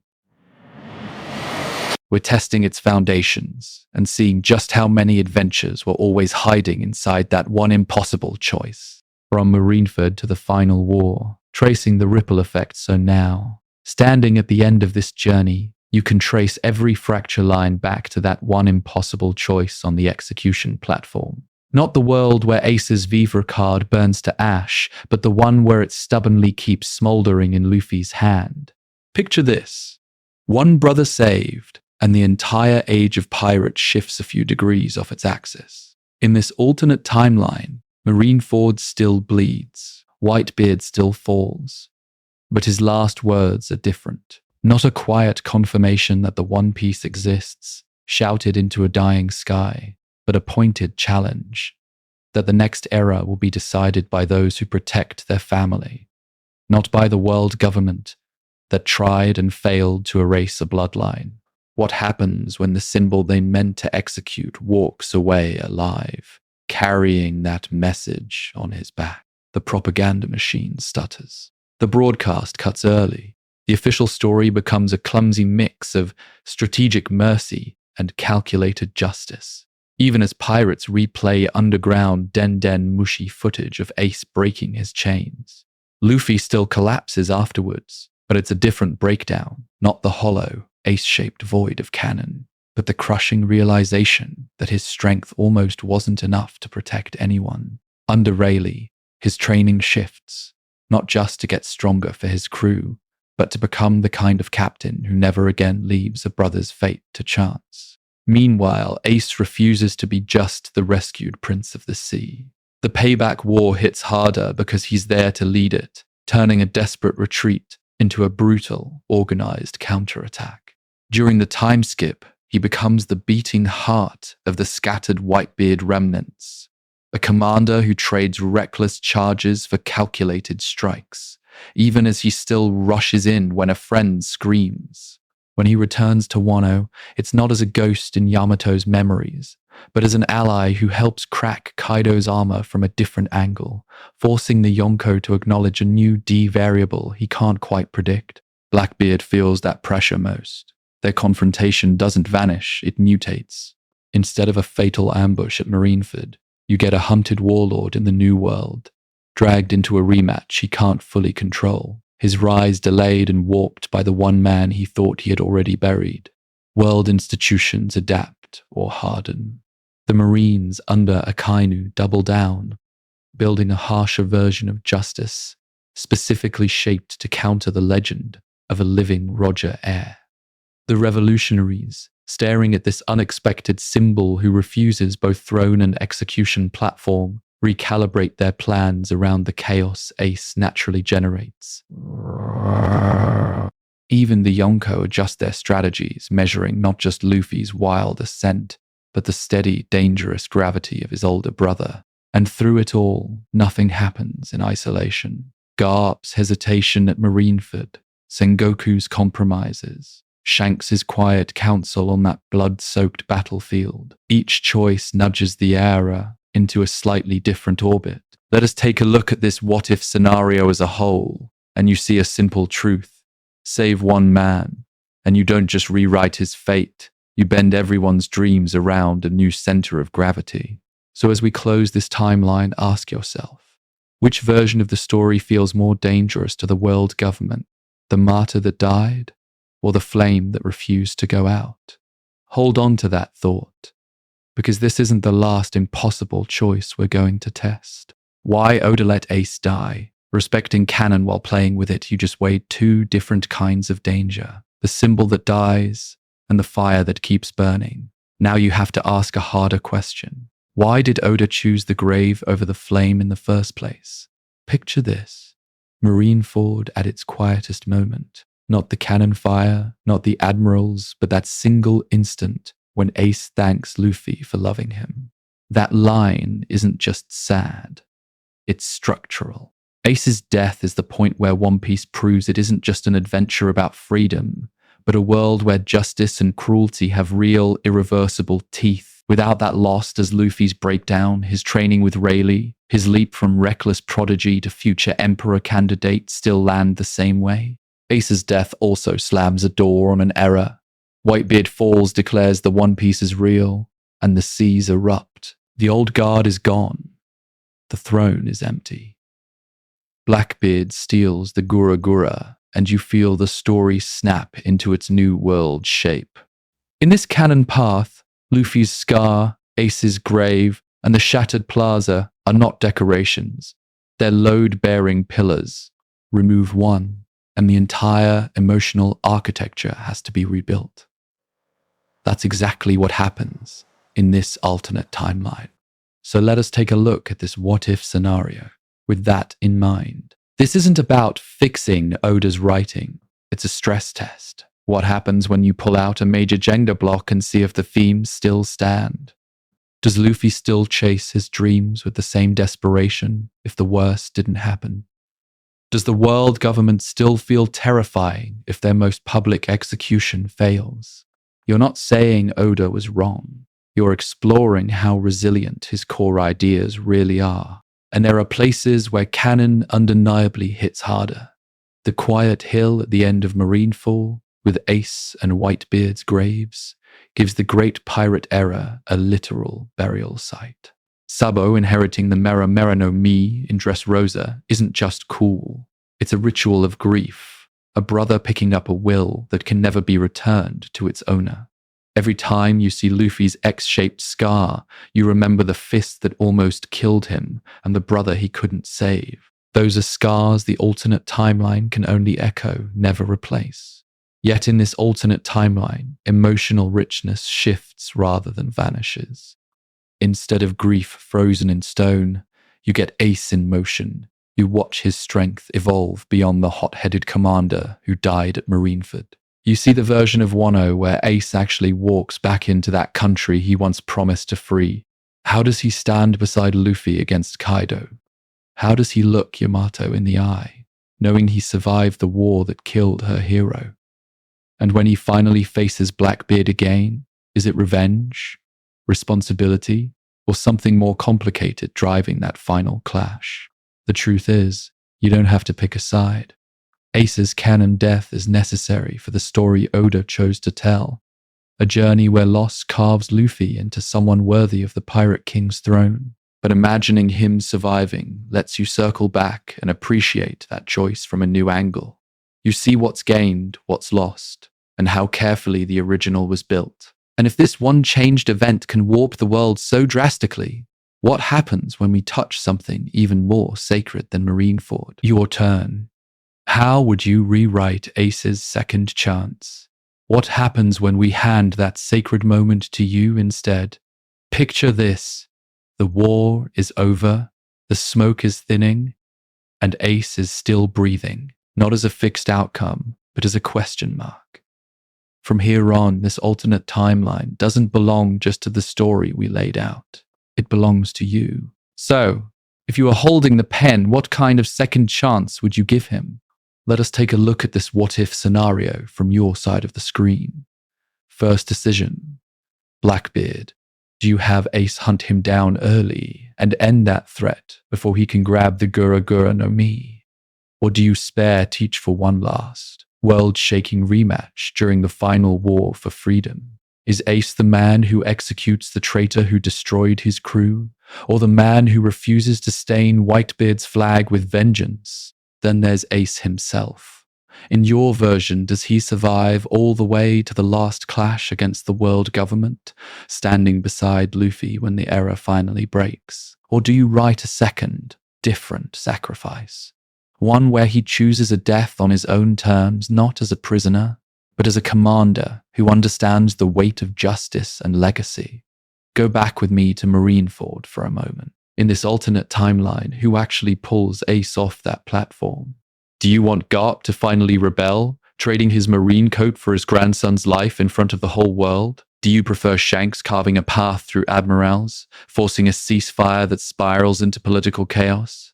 Or do you write something wild, like Buggy tripping into the right place at the right time and accidentally saving Ace while the cameras roll? Here's another question that only exists because Ace lives. What happens to the Mera Mera no Mi? Does Ace keep it until the end, or do you have him pass the flames on? Maybe Sabo still inherits the fruit, not through tragedy, but by Ace choosing him as the next bearer of that will. Maybe Luffy takes it in a desperate moment, turning his rubber body into a storm of fire, changing his entire journey and strength. Or maybe no one inherits it, and that absence says something about how you see legacy. I want you to treat the comments like a writer's room. Drop your own episode 2 inches ideas, a Sabo who never loses his memories, a version where Ace and Luffy switch roles and it's Luffy on the platform, or a path where Ace joins Dragon, or even becomes a Marine to shatter justice from the inside. Build on the blueprint we laid out. Spin off your own timelines. Because once Ace walks away from Marineford alive, the adventure is no longer just mine to tell. It's ours. And if this many branches can grow from one saved brother, Imagine what happens when we rewrite the next pillar of Luffy's destiny. Behind the autopsy, how we built this alternate timeline. So how do you actually get from one saved brother to an entirely new era of the seas without breaking One Piece itself? Picture this. Instead of throwing random twists at the wall, we change one variable. Ace survives Marineford, and then refuse to cheat after that. No secret extra powers, no sudden personality swaps. Just the same world, the same rules, and the same people making different choices because one man didn't die on that platform. In this alternate timeline, every decision you saw us make had to pass a simple test. Would this character, with their history, trauma, and dreams, really do this? If Luffy doesn't lose Ace, does he still collapse on Amazon Lily? If Garp watches his grandson save Roger's son, does he stay silent or finally crack under the weight of marine justice?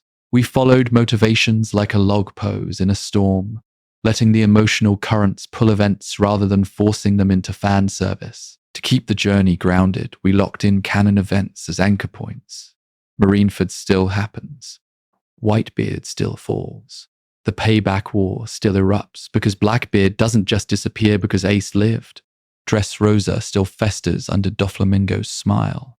Wano still waits, closed off, for the storm to reach it. The implied final saga against the world government still looms on the horizon, not as a discarded idea, but as the inevitable destination of this reshaped adventure. From there we asked, what happens when Ace's survival collides with those fixed pillars? How does a living Ace change the payback war without erasing Blackbeard's terrifying rise? Does Luffy still need Rayleigh's training if his greatest wound never fully opens? Or does Ace himself become a different kind of teacher, pushing his little brother's strength for the war they both know is coming? Not one where Luffy grieves alone, but one where the brothers share the burden. That meant walking a tightrope between emotional payoff and logical consistency. Sometimes the hype move, Ace instantly beating Blackbeard or joining Dragon overnight, had to be rejected because it snapped the character we know. Ace is loyal to Whitebeard. Luffy still craves freedom more than strategy. Sabo still carries his own scars. When forced to choose, we always picked what felt psychologically honest, even if it meant a quieter scene instead of a fireworks display. Let us take a look at this what-if scenario from another angle. It's not just a story, it's a method. If you like structured speculation, alternate histories where Marineford, Dressrosa, or Wano bend but don't break, this is what Anime Autopsy is built for. We dissect endgame scenarios, rewire character arcs, and ask how far you can push the world government, the Marines, and the crew before the story stops feeling like One Piece. And as we move into the next phase of this timeline, keep that in mind. Every twist ahead isn't random. It's an autopsy of fate itself. Channel CTA, join the crew before the next war starts. Because here's the thing, if you're still here, deep into a 2+ hour autopsy of a single decision at Marineford, you're not a casual viewer skimming for clips. You are exactly the kind of deep dive fan Anime Autopsy is built for. Not someone chasing quick hype, but someone who wants to see how one spark at the scaffold can burn through the entire age of pirates. Picture this. You, Ace, Luffy, Whitebeard, Blackbeard, the world government, all locked in this same question. What happens when one moment doesn't go the way Oda wrote it? If you followed every alternate timeline beat, from Ace slipping the noose to the new world rebalancing around his survival, then you're the core of this crew. And right now, most of this crew is still technically unregistered. Earlier, we said it. The majority of people who watch these full timeline breakdowns aren't actually subscribed. That's wild, isn't it? So let us take a look at this what-if scenario, not inside the story, but outside it. What if everyone who watched Anime Autopsy like this actually hit subscribe? Not for numbers, but for momentum. If you don't want to miss the next full timeline autopsy, the Sabo-focused what-if where his memories return before Marineford, or the Blackbeard deep dive that tracks his rise without the Gura Gura no Mi, this is the moment to join officially. Check if you're subscribed, ring the bell, and lock in before the next war starts. And likes and shares, those aren't just vanity. They are fuel.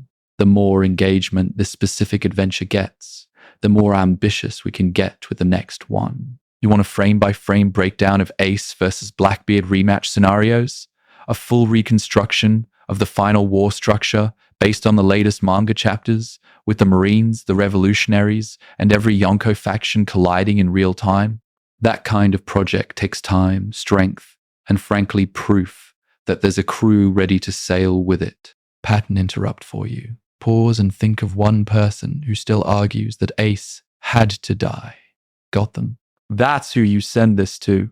Drop the link in your One Piece Theory Discord. Post it in that manga forum thread that refuses to die. Slide it into the group chat where you've been debating Luffy's justice, Blackbeard's ambition, or whether the world government can actually survive the final war.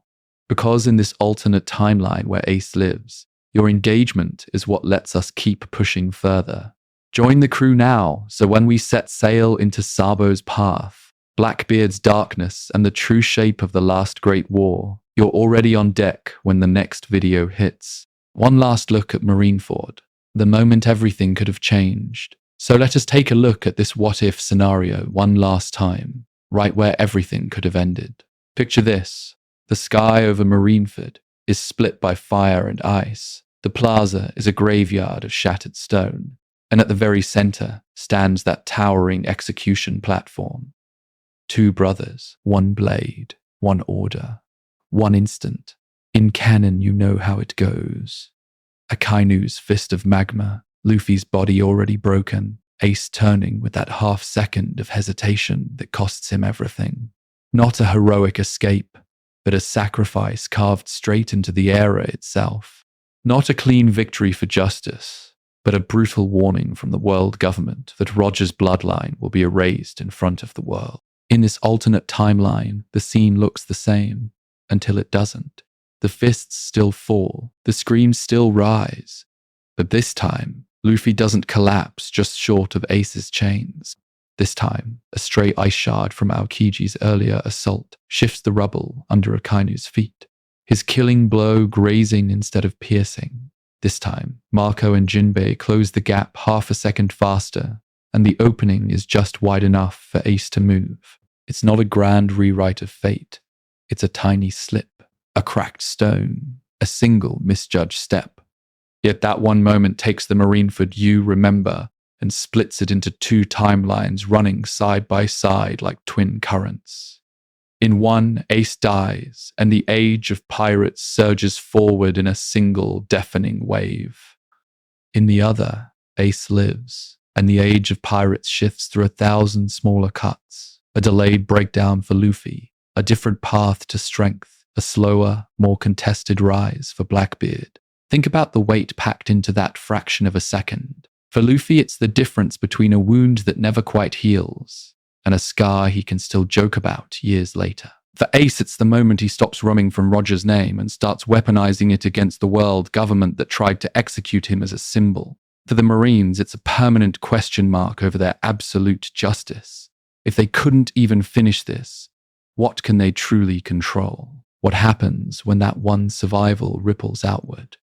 Blackbeard doesn't get the same clean, terrifying debut with the Gura Gura no Mi. The revolutionaries don't just gain Sabo back. They gain a living reminder the Marineford failed.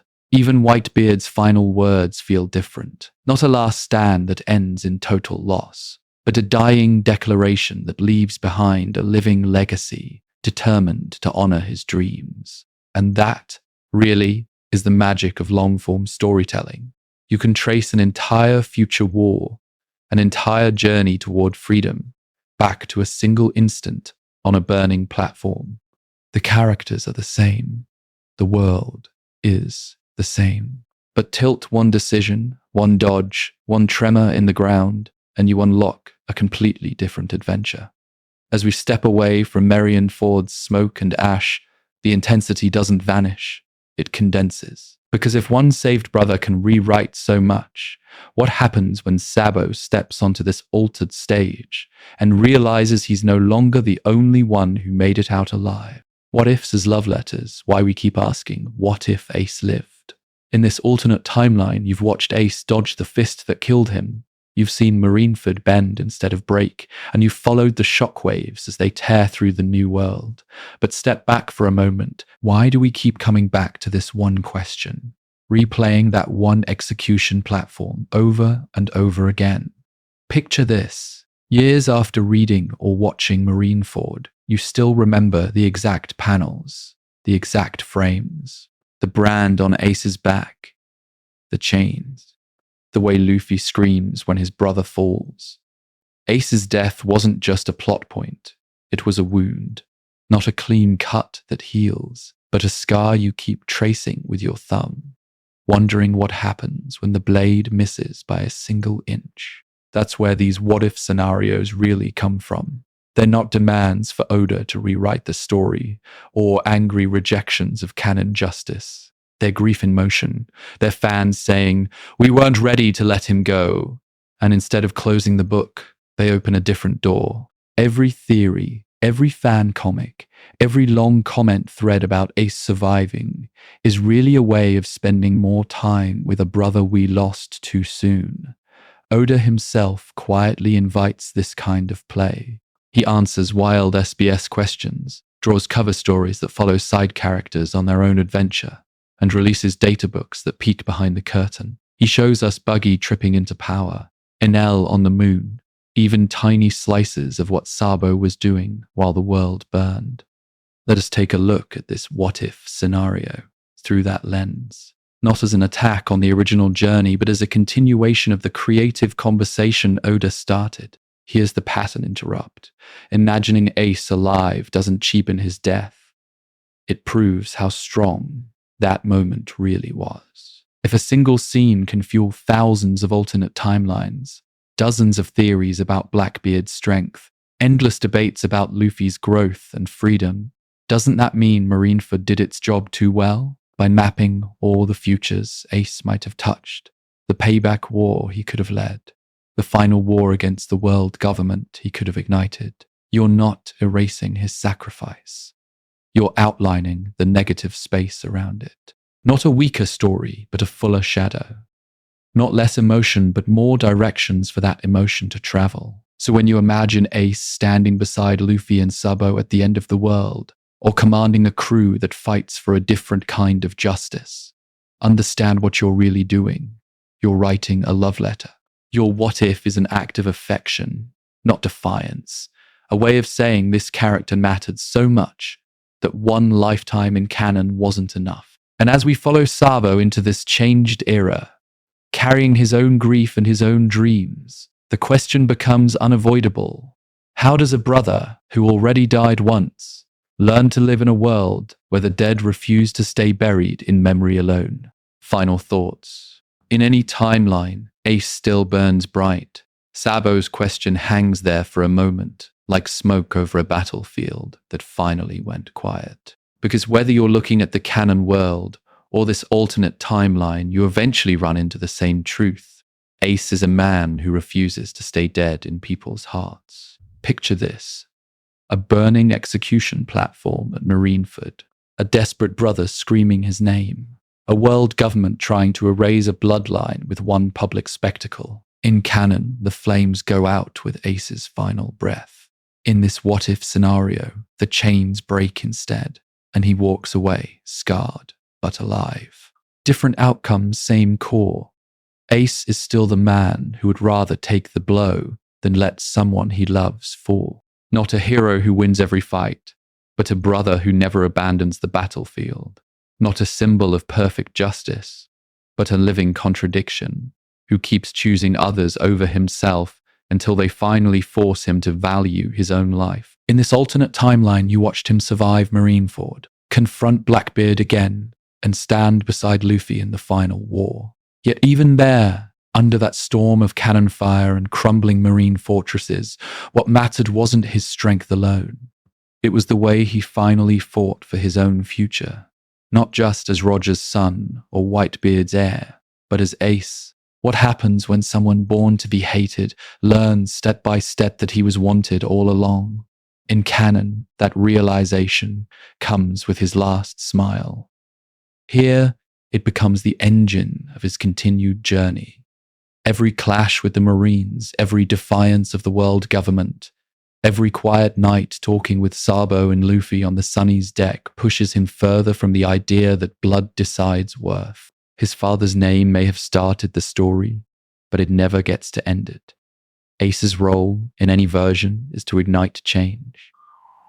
He lights the fuse on Luffy's growth, whether as a fallen star that Luffy chases for the rest of his life, or as a blazing comrade who charges into Raftel-era chaos at his side. He reshapes the pirate era just by existing, forcing admirals, warlords, and revolutionaries to confront what happens when inherited sin refuses to bow. And he burns his way into your memory, because his failures and doubts never erase his courage. If you've stayed with this crew through Ace's second chance, through his pain, his stubbornness, his laughter, you didn't just watch an adventure. You shared a voyage with him. You felt the weight of every choice that bent destiny without ever fully breaking it. And as this journey with Ace draws to a close, there's only one thing left to ask you to do next, before you set sail. Like, subscribe, and drop your next what if, set sail with us. This is Anime Autopsy, the place where you don't just revisit your favorite stories, you dissect them, reassemble them, and watch them breathe again in a new form.